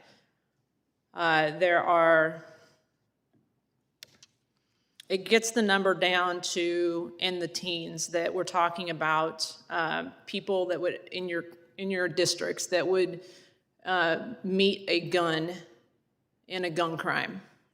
It considerably lowers that number. Now, if you look at the defensive use of firearms, it's exponentially higher than those numbers. So my position is that guns save lives exponentially more than they're taking unlawfully lives. So, Ms. Mueller, with relationship to police coming in and responding to very dangerous situations, violent situations, whether it's domestic violence, whether it's an active shooter, whether it's some other kind of violence that's being perpetrated, how long does it usually take? I mean, what's the difference vis-a-vis their arrival time and their intervention time with those who are armed and can defend themselves and know how to use the weapon? Police response time is, I think there's an average of 3 to 5 minutes. I can tell you that the majority of our time as police officers is spent cleaning up messes and responding and taking calls, taking reports and doing investigations. It is not protecting people. It is actually, unfortunately, in my opinion, that it is not the police officer's duty by SCOTUS that they have no duty to protect, and that's what we found in Parkland. When you say SCOTUS, you're talking about a ruling of the United States Supreme Court. Yes, sir. We have to protect our children like we protect the people in this building. You guys use guns. You put a wall up. The hypocrisy doesn't go unnoticed. You put military people with guns everywhere. If that's what it takes to protect our schools, that's what I expect Congress to do. It's not brain surgery. I want to protect the kids. So a comment was made earlier about since Arizona went to a constitutional carry status in 2010, that the overall homicide rate per 100,000, she didn't use the term per 100,000, but the overall homicide rate had increased in Arizona. Have you had a chance to look at that data? I did. It was during the legislator Goodwin's comments, the 8% of aggravated assault that had increased since Arizona adopted open carry or permitless carry. That struck me because that's not consistent with what I know as statistics based on open carry. And I went and looked at it while you guys were on recess. In Arizona from 2010 to 2019, murder has declined 22%. Murder has declined 22%. Robberies has declined 19%. And aggravated assault, I'm still trying to figure out because she said aggravated assault with a firearm. And aggravated assault, it's not necessarily with just a firearm. There isn't a statute, at least in my old department or my old city and state, that aggravated assault was with anything. It could be a car. So that was up 8%. So if you're going to, if she's going to claim that open carry. Just real quick, because I'm almost out of time. That data is not disaggregated in Arizona by whether it's by weapon or by guns or by some other weapon, knife, car, anything, whether it's a police officer who's being assaulted, because that is categorized as an aggravated assault. That information is not disaggregated. So that's why I found that testimony interesting. With that, my time has expired. Thank you, Madam Chair. Thank the gentleman for his line of questioning. And as I indicated, there are many on this committee personally having experienced a life experience with guns and witnesses as well, none of whom I choose to believe are using that for a narrative to create gun laws. But I'm happy now to yield to one of our passionate and knowledgeable members, and that is the gentlelady from Georgia, Ms. McBath, for 5 minutes. Thank you, Madam Chair, and I thank each of you for your presence here today and giving your testimony. And let's be real, we're talking about gun violence prevention, not gun control. Nearly 10 years ago, I lost my son to gun violence. Not a day that goes by that I don't think about him and wonder what kind of man he would be today if he were still here. And I came to Congress to prevent other families from experiencing the same pain of losing someone that you love so dearly to to unnecessary gun violence. And I truly believe that without gun safety legislation, America becomes more powerful and violent in a more cruel and arbitrary way. Mr. Gutenberg, I know your pain too well. The reality is that for every day that we fail to pass common sense, and it is common sense gun safety legislation and reforms, more parents and more children, siblings, and partners will know the pain which no one in this room should ever have to face. Just in Georgia, the state that I represent, we've lost Ahmaud Arbery last year, unnecessarily, and 8 more in the recent tragic shootings with the Asian American community just this past March. And sadly, there are countless acts of violence that never make the headlines. No one ever talks about those individuals that we lose, other than their loved ones in their communities. Nonetheless, the pain of those families is no less deep. So I am glad that we are here again today to keep doing this very critical and vital work. Mr. Skaggs, I applaud Giffords Law Center for the study of the effectiveness of extreme risk protection orders. 19 states, as you said, and also DC, have embraced this life-saving tool, and it's critical that we know whether or not these laws would be effective. Thanks to the studies like yours, we know that extreme risk protection orders, or red flags as we call them, really do save lives. And I am proud to have recently reintroduced the Federal Extreme Risk Protection Order Act. And, that's going to make sure that every American can access this tool to help keep our communities safer. I'd like to ask you, how do ERPOs protect the due process rights of responsible gun owners? Well, I think it's useful to note that these extreme risk protection order laws are modeled closely after domestic violence restraining orders or domestic violence protective order laws. They use similar procedures, similar standards, and those laws have been around in all the states, all 50 states, for decades. They've been used repeatedly in serious situations, and they've repeatedly been found to comply with due process requirements. So we have something that is fully consistent with due process. That's the foundation for these ERPO laws.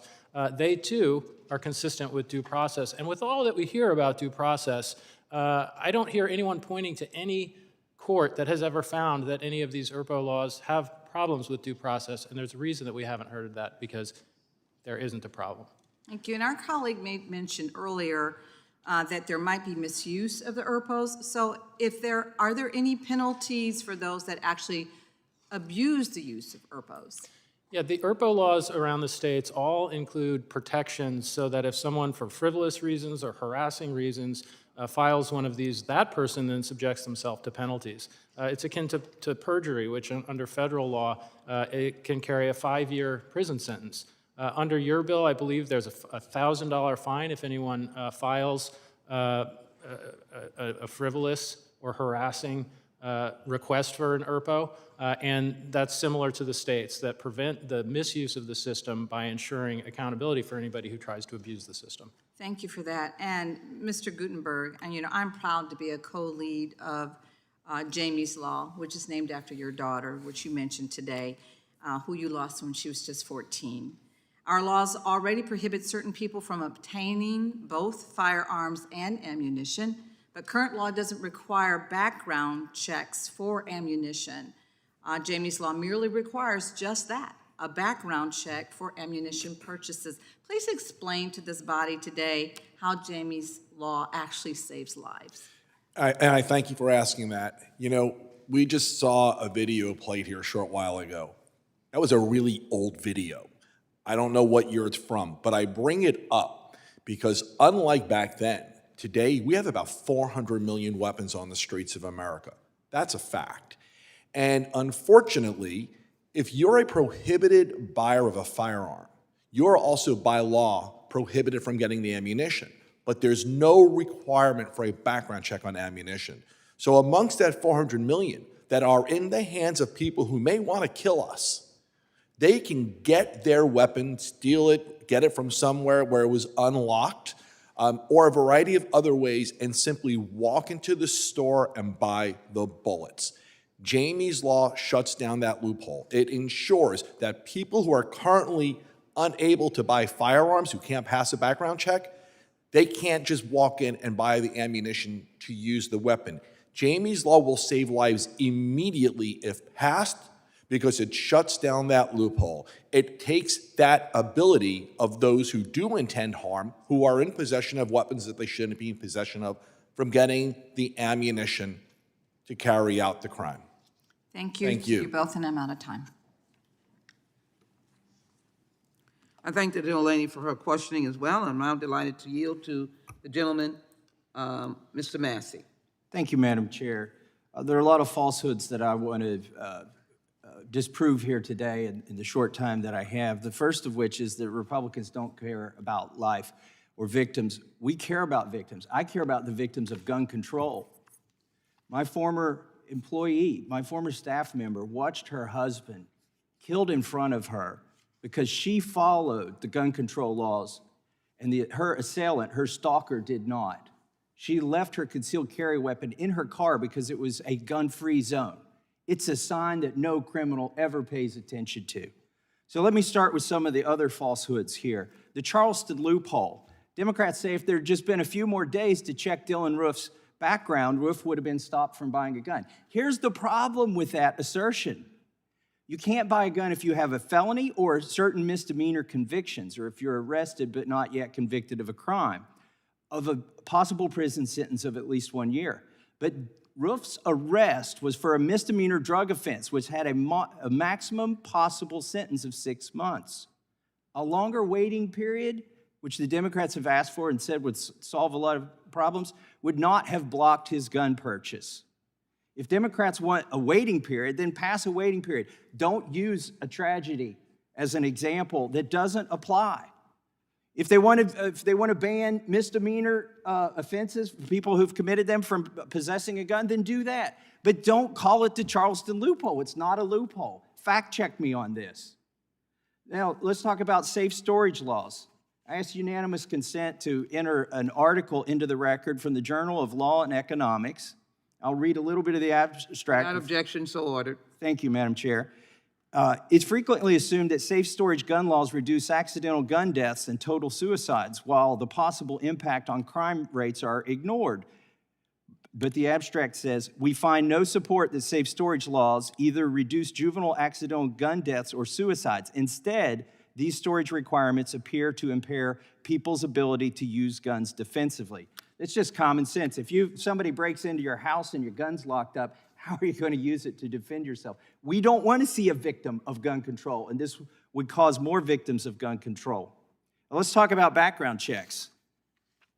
Well, first of all, I've heard it said that 90% of Americans support background checks. Well, the last two states that put us as a referendum, Maine and Nevada, on their ballot, there weren't 90%. It went down by 4% in Maine. It lost. The initiative lost to have universal background checks. In Nevada, Bloomberg spent $35 per vote, and it barely won by 0.8% in that ballot initiative. So clearly 80% or 90% don't support background checks. Let me tell you why they don't support background checks. There were 112,000 denials due to federal background checks in 2017. How many prosecutions do you think there were? By the way, these would be easy prosecutions. Somebody has lied on a form, and a prohibited person, a felon, has signed a form stating they are not prohibited. Perjury is not difficult to prove when you provide a photo ID. But how many were convicted of the 112,000 denials? 12. 12 federal prosecutions. So over time, the false positives have added up to several million people. The mistakes overwhelmingly affect minority males. People tend to have similar names in their racial and ethnic groups. Hispanics have names similar to other Hispanics. Blacks have names similar to other blacks. Dr. John Lott says that when he was recently working in the U.S. Department of Justice, he saw data showing that the false positive rate for black males was more than 3 times their share of the population. It was more than twice the share of the population for Hispanic males. These are victims of gun control. victims of gun control. Now, there are some places where they say, well, if you have a good reason, we'll let you have a gun. This is where you see the most racial discrimination. In Los Angeles County, where about 50% of the population is Hispanic, they only get about 6.5% of the gun permits. Women about 7%, and blacks 5%. But nationwide, where people can get a permit, generally without having to demonstrate such a need, 30% of permit holders are women. 13% are black. If you're well connected, if your last name is Biden, you can lie on a form, you can get a gun. If you need special permission in New York City, you can get a gun if you're wealthy and famous. But if you're a poor minority, no. And here's another problem with the gun control that's going to cause more victims of gun control, who are least able to take 16 hours of their lives and commit it to training and pay $500 for that training in order to exercise a basic right. Liberals say, well, if you have photo IDs and costs and trainings associated with voting, you're disenfranchising the poor and the minorities. Well, what does this do when you require all of those things to exercise a basic, fundamental human right? It's not just a constitutional right, it's a God-given right. It's just restated there in the Constitution. So I would say, and there's even more things that I could disprove here today with facts, but Republicans care about lives. We care about life, liberty, and the pursuit of happiness. You cannot have liberty. You cannot have the pursuit of happiness without defense of life, and that's what we stand for, and I yield back. Gentleman's time has expired. Now happy to call on the gentlelady from Pennsylvania, Congresswoman Dean, for 5 minutes. I thank the chairwoman for this powerful hearing and the important testimony from all of our witnesses. I want to start with what touched me from the pastor. Pastors told us it's all about choices, and that couldn't be more true today. I'm puzzled by the choice that the ranking member began with. On the importance of this topic, he began with the notion that he was offended by the alleged inaccuracies of members when they mischaracterized or misnamed or misidentified a weapon. Others are uneasy, they're nervous that we might be involved in some sort of gun control. Would it be, and would that, the ranking member and others would be more nervous, would be more offended that 8 children a day die from a failure of safe storage, that 20,000 people die of gun violence this year, the highest in 20 years, that 24,000 people die by suicide, by gun, that 600 people die in mass shootings, a 50% increase from 2019. Would that the members on the other side of the aisle would care and be offended by 316 people a day shot and wounded. I call it a jetliner a day. 106 will die in that jetliner as it tumbles to the earth, and the remaining ones will be wounded in the crossfire. It's a jetliner a day, 365 days a year. Would that the members on the other side of the aisle would care about those troubling numbers, would that they cared about the slaughter. Mr. Gutenberg, I am heartbroken and privileged to walk with you in this work.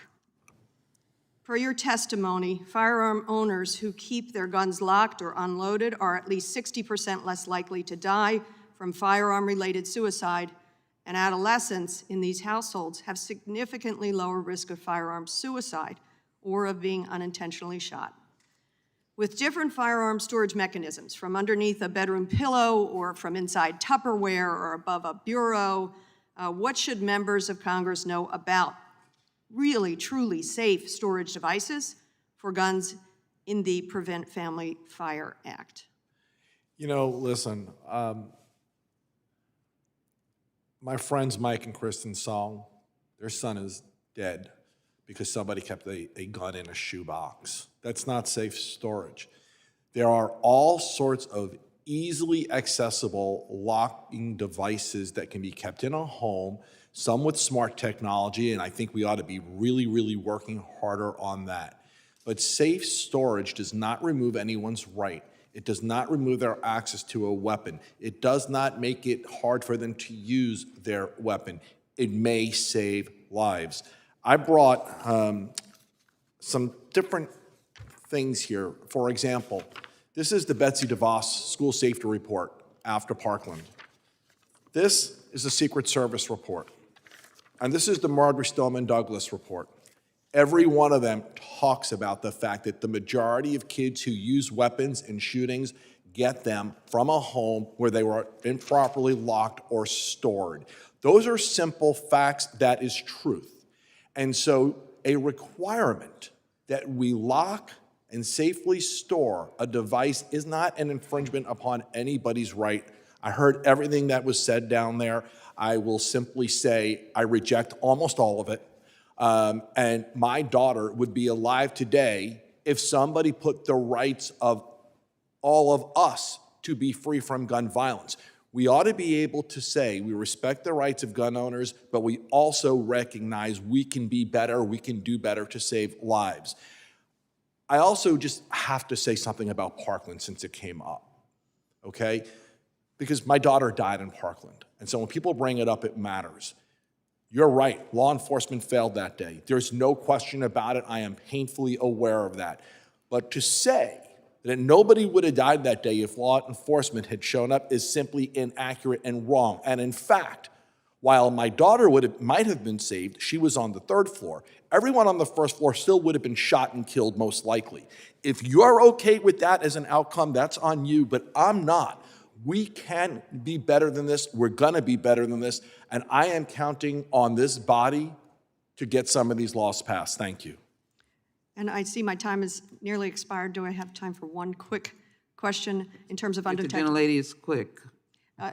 Mr. Skaggs, can you provide any further information on the bill that I have introduced and others are supporting, the Undetectable Firearms Modernization Act? Well, look, you know, it's been a bipartisan agreement for years that we shouldn't have guns that can be smuggled onto airplanes and other places where metal detectors are used. With new increases in technology that allow for guns to be manufactured with 3D printers that are basically made of plastic and can't be detected by regular metal detectors, it's crucially important that we require that we prohibit guns that can't be detected by security technology. And finally, I just want to say we all agree that we want to keep ourselves and our families safe.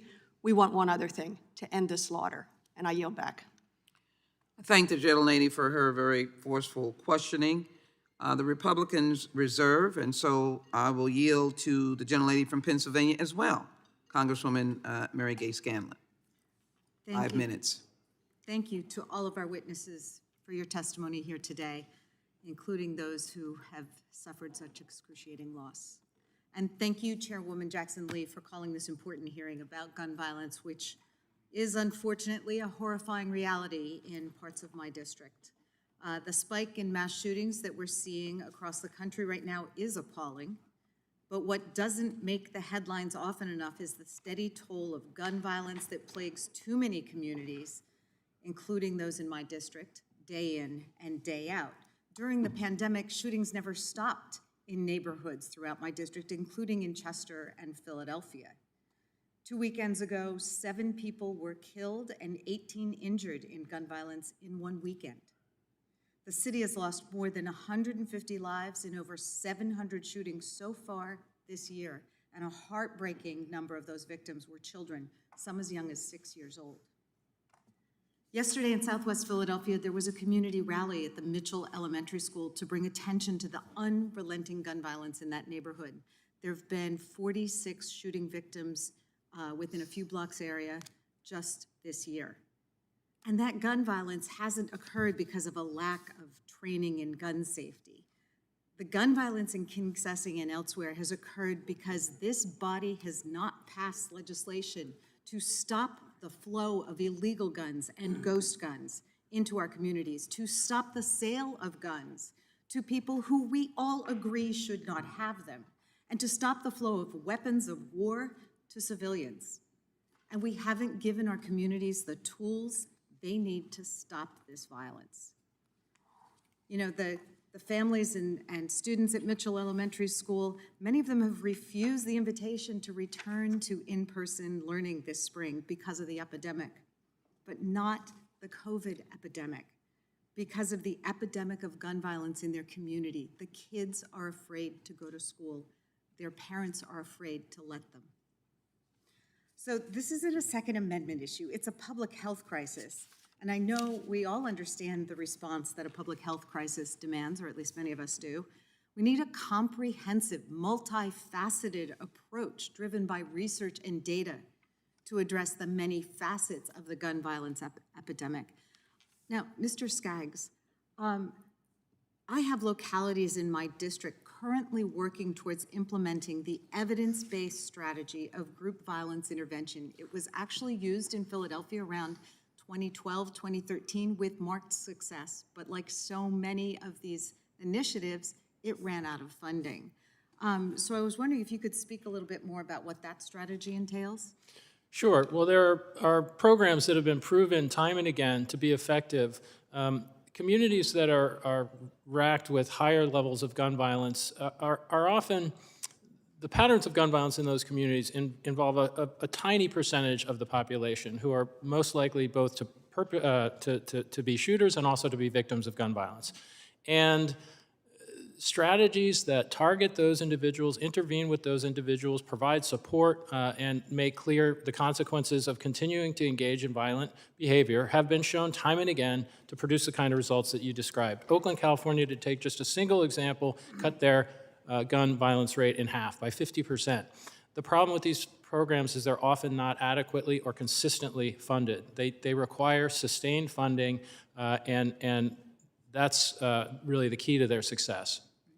And I do think it's important to address both the availability of guns and illegal guns and people who shouldn't have them in our communities, but also the kind of community supports. There's a lot of data coming out recently about the correlation between poverty, hunger, and high gun violence, and that's certainly something we're seeing in my district. How can Congress best support local efforts to curb gun violence and create safer communities through violence intervention programs? Well, Congress can appropriate funding. Congress can study and promote best practices and that sort of thing, but it's not a complex answer to that question. Congress can appropriate funding to be given to these programs across the country. And we've seen some progress on that, and we're very pleased about that. But sustained, adequate funding is absolutely the key to success. So you'd agree that doing nothing is probably not the most successful option? That has generally been proven by experience not to work, in my knowledge. Thank you. I yield back. The gentlelady yields back. I thank her for her questioning, and I'm pleased to yield to the ranking member of the full committee, Mr. Jordan. Thank you, Madam Chair. Ms. Mueller, is it a good idea to defund the police? No, sir. You spent time as a law enforcement officer, isn't that right? That's Yes, your sir. background? Retired law enforcement officer. How many years? 20-some years, I think? 22. 22 years. Who'd you end up retiring? What police department? Tulsa, Oklahoma. Oh, so not some small town. This is not small town officers are just as important as large cities, but this is in a big city. Correct. You dealt with all kinds of stuff. You dealt with gang violence. I think you said you were on the gang violence task force and did work with that. I did. Yes, you've dealt with some tough situations. What do you think of these extreme protection orders? Well, I think that the Supreme Court of the United States just had something to say about it. They just had a ruling at the end of last week. I don't even know what day it is, so forgive me. But recently that they struck it down, I believe in Maryland or somewhere. So I don't think that that's going to be an issue because here's my background on extreme protection orders. We already have a vehicle to help people who are in crisis. We have a vehicle to hold the 72 hours and get a psychological evaluation. A red flag law, like going and taking somebody's guns, removing one means of having an issue, where is the compassion in helping somebody by removing their means to defend themselves if they should need it during that time that they're in crisis? Especially, Ms. Mueller, if I could, especially when the process for removing that, the person who's going to be losing their firearm, losing their Second Amendment liberties, doesn't even get to be a part of that initial hearing. Correct. And Mr. Massey brought up Nikki, who, you know, she went through a traumatic incident. She saw her husband murdered. This extreme protection orders could affect her because if somebody says, hey, Nikki's not having a great day, I think that you probably need to go pick up her guns. When this guy that killed her, the stalker that killed her husband, is still stalking her from prison, how would that make, I mean, there's just so many unintended consequences when it comes to red flag orders, let alone the constitutionality. Or what about this scenario? What about a family of someone that you arrested and went away to prison, and the family doesn't like you? And they go say, well, this Mueller lady, you know, she believes in the Second Amendment. I think I saw a Trump flag in her yard. I don't like her. And they file this thing, and you get the right kind of hearing where you don't get to go defend yourself at that hearing, and they come take your firearm. Those are the kind of scenarios that scare me. And we know in this cancel culture world that we live in, those kind of things happen all the time. Or how about this scenario? How about you have to go enforce an EPO? So you're the officer. Go back 10 years, 12 years ago, whenever you were a member of the Tulsa Police Department, and you've dealt with all kinds. You got to go now enforce it. And you got to go knock on the door and tell Mr. Jones or Mrs. Smith, hey, they just took your gun away. I'm here to take it. There was a proceeding. Now you weren't a part of it. Just your Second Amendment liberties. You weren't a part of it. But I got to take your gun. That may not be the best situation either for a cop to be walking into, would it? And your Fourth Amendment. Yeah, of course. We're going to trample on your Second and your Fourth. It's very dangerous for police officers, extreme protection. But, you know, I was struck by us saying that we want to do nothing.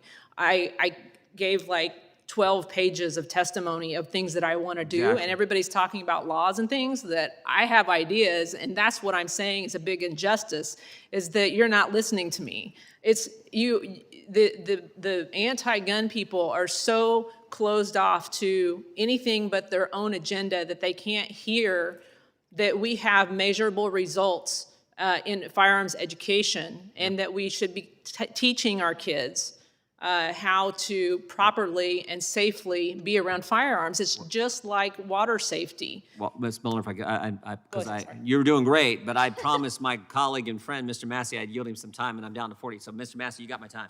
Thank you, Mr. Jordan. 94% of all successful mass public shootings in the United States since 1950 have occurred in places where the average citizen was banned from possessing guns. These attackers are evil. They might be crazy, but they aren't stupid. They look for vulnerable victims. And I mean, this gets back to my prior point that Republicans want to save lives. One of the things that we've noticed in the data is school shootings have gone up in the last decade. But the entirety of that increase in percentage has occurred in schools that do not allow teachers to carry firearms. There are 20 states in this union that allow, in some form or another, teachers to carry firearms.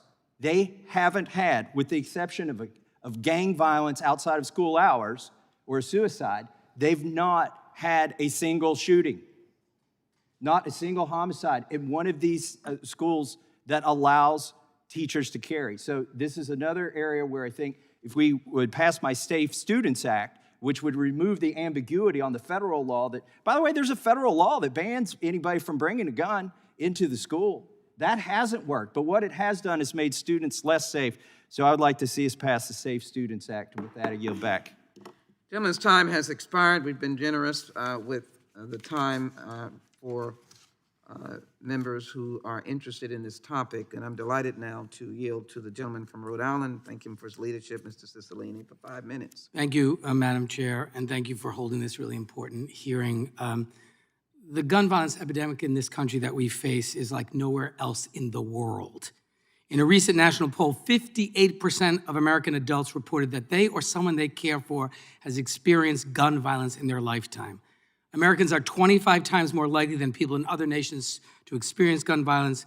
We lose 38,000 Americans every single year to senseless gun violence, including 23,000 Americans that die by suicide every year with a gun. There were almost 200 mass shootings in 2021 alone. We have a gun violence epidemic in this country. And the answers that we always hear from the opponents of common sense gun safety legislation are twofold. One is, we can't pass a law that will stop every bit of gun violence in the country, so we should do nothing. or criminals are going to commit crimes anyway. Both of those things are true. But that doesn't mean we don't have a responsibility to pass laws that will substantially reduce gun violence in this country. And we know how to do it. We've researched it for years. And I want to say to Mr. Guttenberg, to the pastor, thank you for being such incredible advocates. Every time you're asked to talk about this, I know you relive this unbearably painful experience. You are, for me, a tremendous inspiration, and I thank you for being here. Mr. Skaggs, thank you for the great work that you do and your organization does.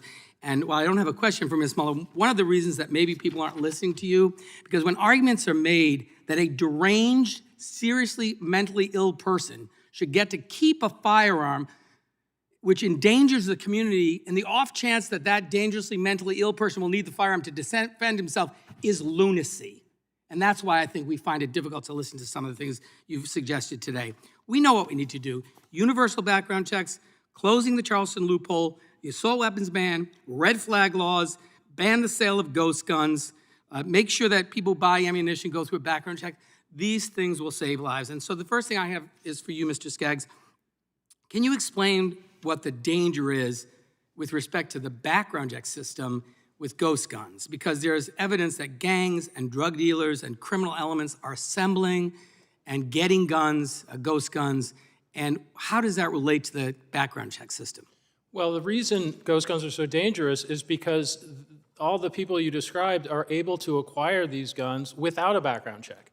At the end of the day, if you need to drill a couple of holes in an unfinished product to assemble your own gun at home, the gun functions just like an AR-15 that you bought fully assembled. The gun functions just like a Glock pistol that you bought fully assembled. But under a misinterpretation of federal law, these products, because they're not 100% finished, are sold without background checks. There's no serial number, no record keeping, and that's why criminals are using them. That's why they're attractive to illegal gun traffickers. Thank you. Representative Goodwin, thank you for your good work. You know, there's been a lot of discussion about this city or this state has great gun laws, but it hasn't solved all the problems. Would you speak a little bit of why state regulation or local regulation of firearms isn't enough to prevent gun violence, and what role you believe the federal government must play for effective strategies to reduce gun violence in this country? Absolutely. I mean, we can cross state lines very easily. So one state having one law that's different from the next door neighbor isn't effective enough. We have such a patchwork quilt of regulations on our guns. So we need a universal background check that's throughout the United States. So someone can't go into Oklahoma and come into Texas with a gun, or vice versa. It's critical that we do the things that you mentioned, the universal background checks. I was just speaking with a federal firearms licensee who came across somebody who was selling these ghost guns, and there's very little that he can do. I know it was brought up, why don't some of these people get punished? Well, a lot of your gun store owners don't have a responsibility to turn that information in, and they don't want to get involved in it. So we've got to have better laws.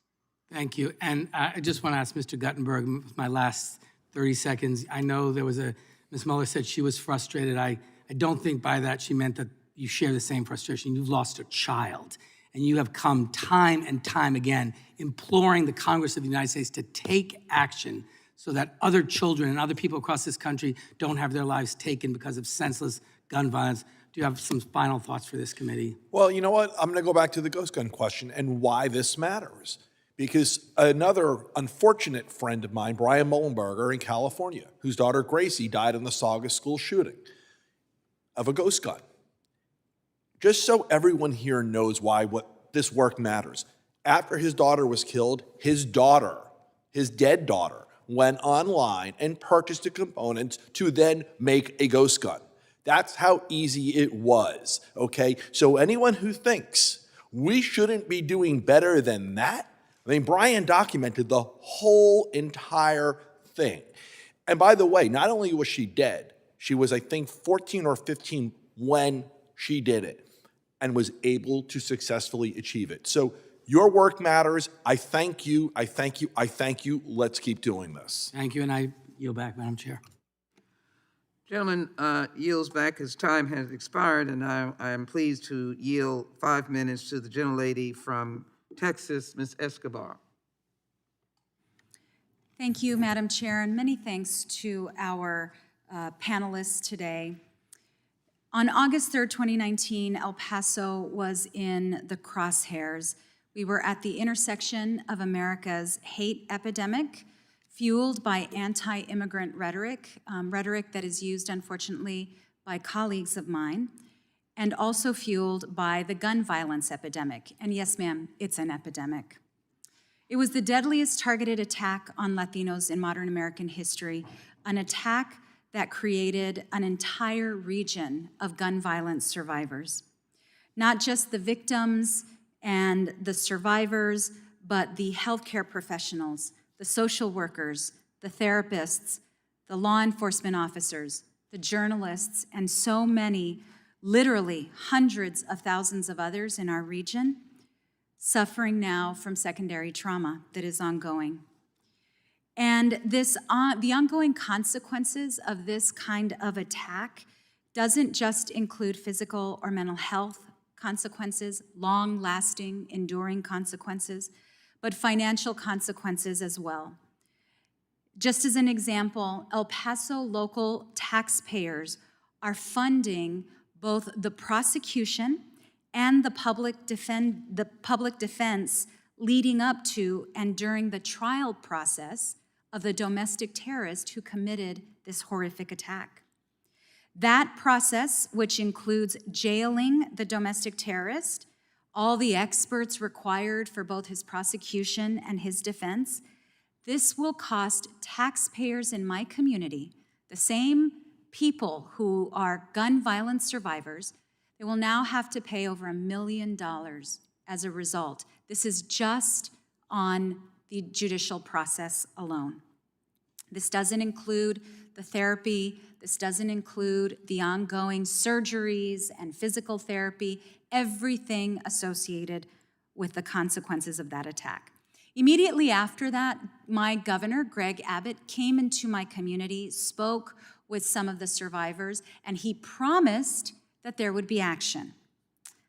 But what has been an example of a miserable failure of leadership, he has moved in the other direction. And we've heard during this hearing about permitless carry that has been approved in the state legislature. It feels as though for leaders, Republican leaders in my state, there isn't enough bloodshed and misery across the board. Here in Congress, it is so incredibly frustrating to hear thoughts and prayers coming from my Republican colleagues, to hear them begin hearings with, oh, my sympathies to the families, but, and there's always a but. And I don't know when we will finally get to the solutions, which are so clear-cut, so easy, and so supported by a broad swath of American voters and communities all over the country. In fact, too frequently my colleagues are eager to continue to fuel the flames of division instead of partnering with us on common sense solutions. Gun violence prevention laws work. From 1994 to 2004, there was a 25% decrease in gun massacres and a 40% decrease in fatalities associated with assault weapons. Why? Because the federal assault weapons ban was in effect. They work. The statistics show it. And I wish that we didn't have another party that was so detached from the truth, but we have one. And so this is why we can't seem to make progress. Pastor Grady, as I mentioned, there are long-standing consequences and effects that survivors have to face. Can you share with us what you and Michelle have had to live with, Michelle and your wife have had to live with since the massacre in 2019? Thank you so much, Congresswoman. Yes, we've had to deal with a myriad of issues of from the mass shooting, the hospital visits, the surgeries, the psychological, the emotional trauma, trying to make sense out of what actually happened here in the city of El Paso and why hatred seemed to be the call word of that particular day.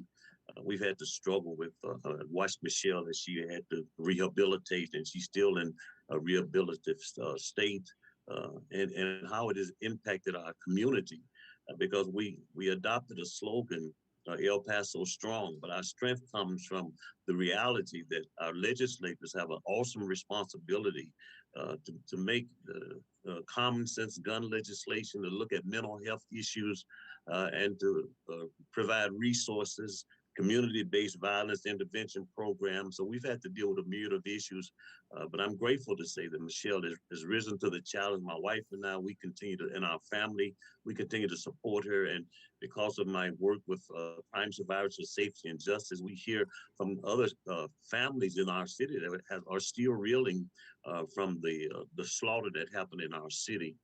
But we are determined to continue to press for common sense gun legislation, to make available resources for those who are still suffering, to heal the brokenhearted, and to reach out to the least, the lost, the left out, and the disenfranchised. So we continue to be an advocate for strong policies, limiting access to guns, and all of those issues. But our family continue to gain strength from the hope that this committee is doing now.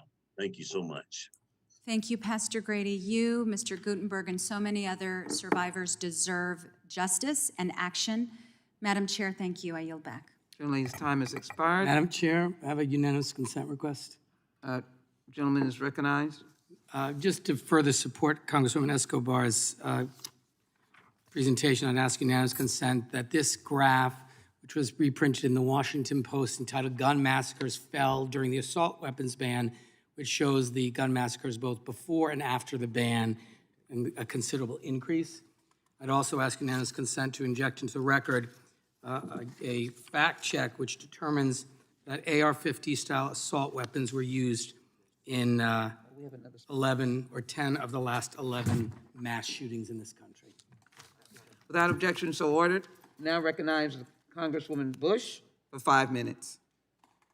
St. Louis, and I thank you for convening this important hearing. People in my district are no strangers to gun violence. This year alone, we have had 73 homicides just in the city of St. Louis, with a population of less than 300,000 people.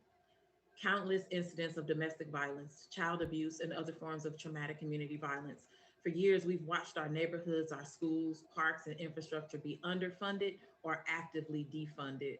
My hometown has been devastated by a lack of access to trauma prevention and mental health services. At the same time, Black and Brown communities in my people in our community are disproportionately impacted by mass incarceration, mass deportations, and over-policing.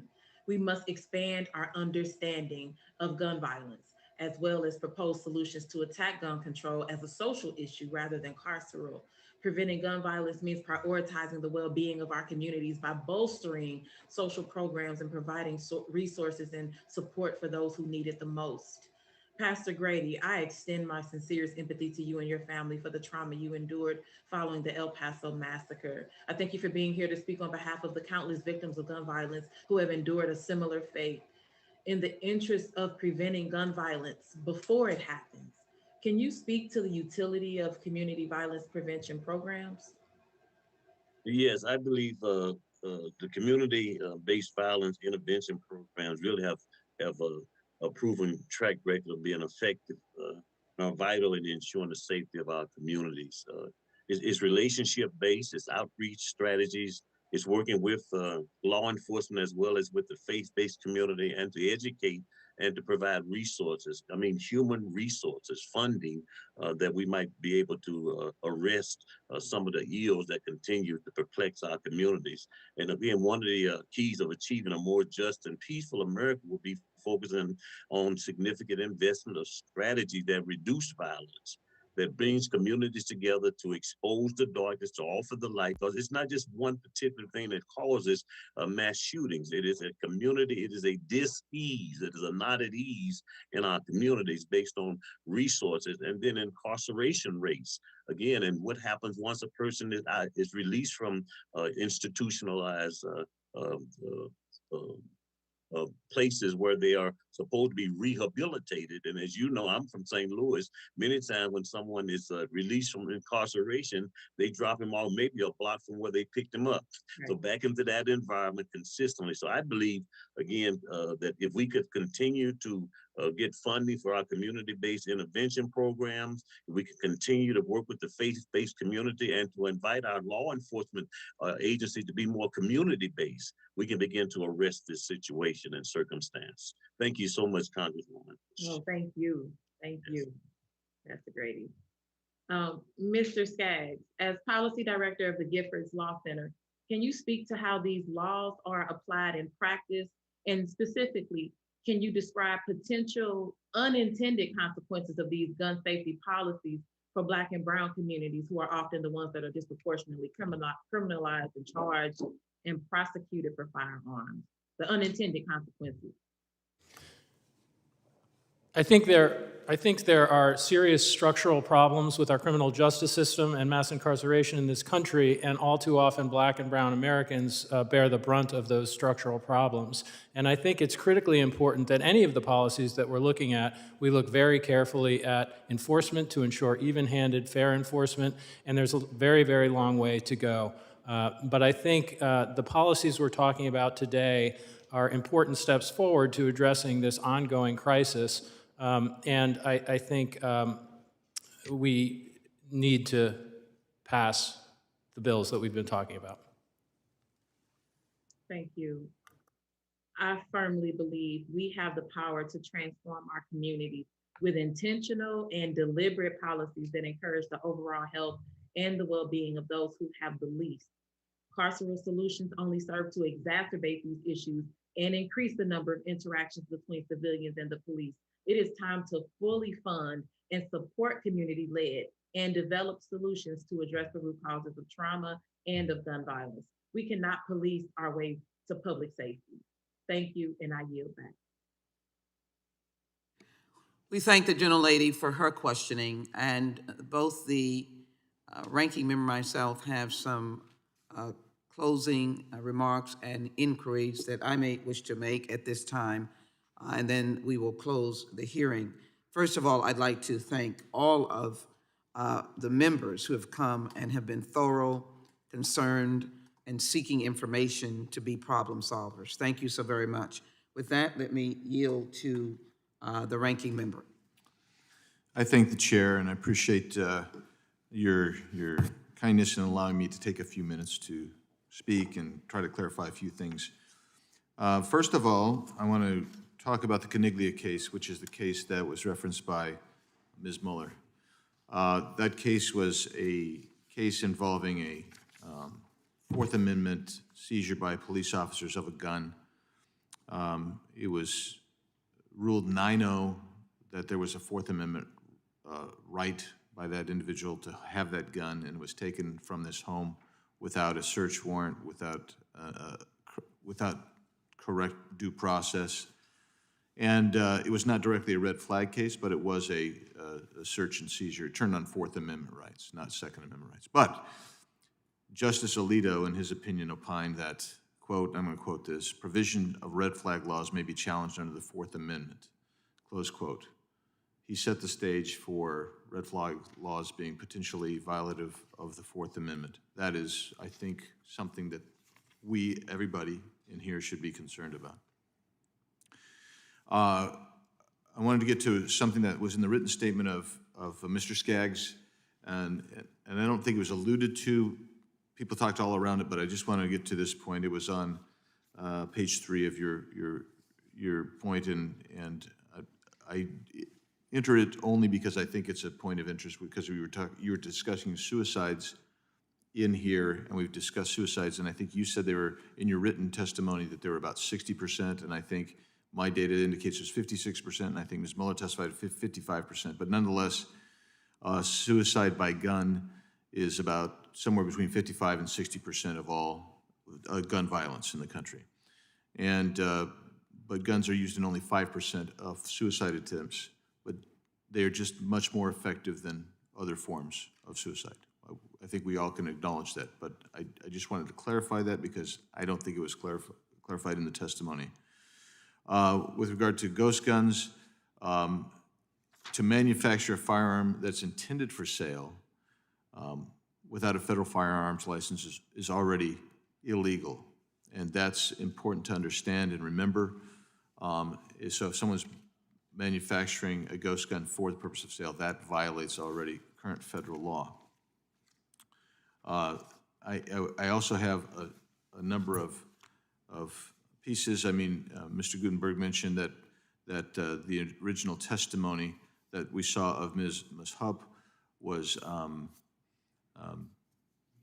there were not 400 million guns in the United States at the time that she initially made that. And I think that's right. I think it's accurate. But she also testified 3 other times before Congress. So the initial testimony, yes, that's correct, but she also testified, and I'd like to submit 2 transcripts of her testimony, which contains in essence, the same testimony she just gave that you saw earlier. Also, a document dated May 11th, 2021 called "In These 11 Cases, a Firearm Saved the Owner or Others." Another one from April 15th with the same title. Another one from March 10th saying "These 11 examples of defensive gun use undermine push for more gun control." Another one from February 17th entitled "11 Times a Gun Stopped Matters from Getting Worse." Document entitled "Undetectable Firearms." Another one entitled "Background Information on So-Called Assault Weapons." Another one entitled "Another Ban on High-Capacity Magazines." Another one called "That Time the CDC Asked About Defensive Gun Uses." Another one entitled "Priorities for Research to Reduce the Threat of Firearm-Related Violence." That's a series of documents. I'd ask that they be admitted to the record. Without objection, so ordered. Thank you, Madam Chair. And I want to make one last point, and then there's so much to talk about. I really am sincerely grateful that everybody came in. I mean, and we may differ on getting to it. I think there's some root causes that if we were to let down our partisan guard and our defensiveness, we might be able to reach some kind of accord on some things that might work. But, having said that, and I would refer people to Ms. Muller's written testimony, which does have a series of proposed remedies that she advocates for. But I remind everyone on this committee that just a week ago, our chairman wisely admonished our side from berating witnesses last week. Yet today, Chairman Nadler attacked Ms. Mueller, and in his statement before he got in his questioning, before he went to ask anybody questions, he berated Ms. Mueller. And then I would say that my colleague from Rhode Island, Mr. Cicilline, in my opinion, he probably doesn't think so, but I think he misrepresented her view, and then followed up by saying that those points, which I think were misrepresented, were lunacy. We've had one witness to say that arguments that disagreed with his are, quote, BS arguments, close quote. If you really want to get to a way to resolve issues, we need to move past this constant discarding of whatever the other side is saying. We are divided. There are 2 sides, but there are probably places of finding accord. Defensiveness and ad hominem attacks are not successful, and that's why I thank the gentlelady for reminding us last week, and I want to just take the opportunity to remind us a little bit this week on some of the talkers that we heard from some of my colleagues on the other side. And with that, Madam Chair, thank you again for the opportunity to take a moment. I yield back. I thank the ranking member. I wanted to extend to you the courtesies. I would just say for both of us, when members are out of the room, it's probably challenging for me to accept critiques, so they're not here to either respond, but I thank you for your clarification. I too have some concluding questions similar to take within my time frame here, but I do want to remind everyone that we came today to discuss the unending crisis and to find essential steps to reduce gun violence and mass shootings.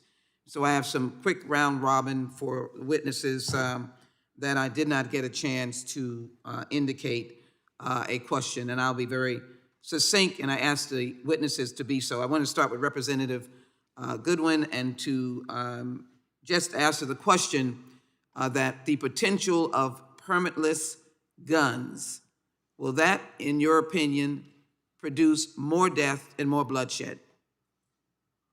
Absolutely, I believe so. And would it make Texas a more dangerous state? I believe so. Thank you for your work, and we appreciate it. With that, I want to introduce into the record a submission by Moms Demand Action that works very hard, that has indicated the number of police associations, the Texas Municipal Police Association, Texas Police Chiefs, licensed to carry instructors, faith leaders who are against this legislation, including Moms Demand Action. That will be submitted into the record very quickly. Pastor Grady, thank you. I'm sure you know many of the pastors in my community. You answered it, but I'd appreciate it if you'd say it again. Your daughter still suffers from wounds that she was a victim of during that heinous shooting. Are those wounds including mental challenges? And when I say that, her having to go through again. So these are long-lasting impacts when you're a gun violence victim. Pastor Grady? Yes, Congresswoman, that is correct. Those challenges every day. Michelle goes through the struggle with the emotional, psychological baggage that came with this horrendous attempt to take her life. And she works through it. She is an advocate, of course, and she is also involved that using her story about overcoming and being intentional about healing. So yes, those will be a part of her life and a part of our life forever, I believe. But she's working through it. She's courageous, and she has a great support system here in place, as well as the other survivors of this horrendous crime that took place in our city. Thank you so very much. So the pain of those families who've lost a loved one, and then the pain of those families who are now taking care of a victim who is resilient but still has this impact. Mr. Skaggs, Yes. if I might, thank you so very much, Pastor Grady. If I might, I've been doing this for 27 years, longer, because I offered the first gun ordinance in the city of Houston that was ever passed, and that was holding parents responsible for not storing their guns and generating the loss of little ones in the home.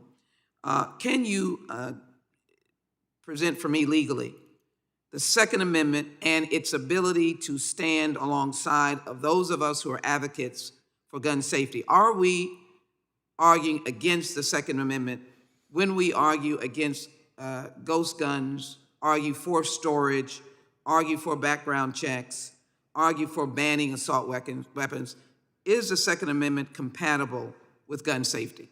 I very much believe that it is. In the 2008 decision, District of Columbia versus Heller, the court made clear that while the Second Amendment protects an individual right, it's not an absolute or unlimited right. It doesn't extend a right to carry any weapon whatsoever in any manner whatsoever and for whatever purpose. And the decision specifically made clear with regard to storage that nothing in the Second Amendment is in conflict with laws that prevent child accidents by requiring guns to be stored. That's in the Heller decision itself. It said a wide variety of additional laws were also fully constitutional and fully permissible. And so what we at Giffords are trying to do is find the evidence-based solutions that will both save lives, that the evidence shows us will save lives, and are also fully consistent with the right to keep and bear arms. I think there are many articles consistent with that, and I would assume you would also add extreme risk orders are likewise not contrary to the Second Amendment. Working with my local law enforcement, they are heavily concerned about individuals' conditions, with certain conditions, having guns. Is that inconsistent? That is not inconsistent. Thank you. Let me submit into the record a study by Johns Hopkins that found strong support among gun owners and non-gun owners for more than 20 gun violence prevention policies, including extreme risk orders, protection orders. I will submit that into the record without objection. And then I want to take note of a renowned expert, David Hemingway, not the Hemingway, but David Hemingway, that noted, rather than rely on the blame game, the public health approach to reducing gun violence seeks to bring people and institutions together to get to work on the problem. It invites everyone to join the effort as part of the solution. My ranking member made that in his final remarks, and then I'm looking for us to be able to join together, maybe on the storage bill, or other bills that might be helpful. But the scientific evidence indicates that all other things equal, places with stronger firearm laws have fewer gun problems and suffer fewer violent deaths than places with weaker laws.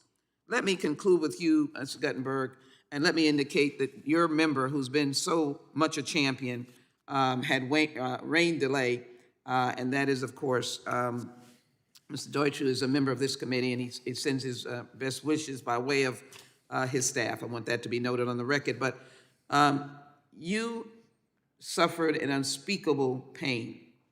Congresswoman McBath as well, children being lost, another child dealing with it, but living his full life.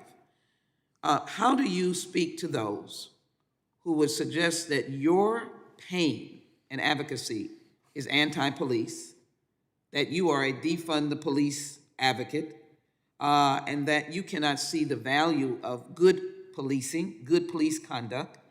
And I know there were there are long issues that we could talk about response and schools, but I want you to talk about your pain as we conclude this hearing, and that you find, I don't want to put words in your mouth, that your work is not inconsistent with your ability to work with good policing, good police conduct, and support the idea of protect and serve, but also want to ensure that we end the proliferation of guns and bloodshed on the streets of America. Thank you so much for asking me that. Anyone who follows my story knows I am actually very connected to law enforcement and our first responder community. Anyone who follows my story knows my brother died, as have many first responders, because of his service in 9/11. Anyone who follows my story has heard me talk about the law enforcement officers who have been and continue to be a part of my life. I'll answer your question really simply. Gun safety is police safety. If we do more to deal with the reality of the guns and gun violence, we will save the lives of law enforcement. We will save the lives of the members of our community. The less at risk people feel, the less there's going to be a risk of gun violence. You know, it gets back to, I think, the earlier question you were also asking on extreme risk protection orders. Law enforcement really appreciates them for a reason, because it does help them take weapons from those who intend harm to others. Had extreme risk protection orders been in place before the Parkland shooting, it is likely that shooting never would have happened. It is the reason we passed it in Florida 3 weeks after Parkland. So what I would say to anyone who would suggest that because I believe in gun safety, that I have some aversion to law enforcement, I would simply argue I actually care more about their lives than you do. We care about the experiences that you've had as well. As I close this hearing, we have many views in America. People who believe that police should be reimagined, and I respect them all, and funds should be used to help end violence and promote community groups. That does not suggest that they are defunding, they are imagining and reimagining. We have all voices in this room, but today's hearing was about ending the crisis, senseless crisis of gun violence. And that's what I hope we have garnered, and we will look at everyone's testimony and find common ground. And I hope my ranking member will take his own words, which is to find a way that we can work together. I thank all the members that were kind enough to stay, and I thank all the witnesses that have presented us with an excellent record that we can proceed on. I think the real question now is for us to get the job done. Thank you so very much, and this meeting is adjourned.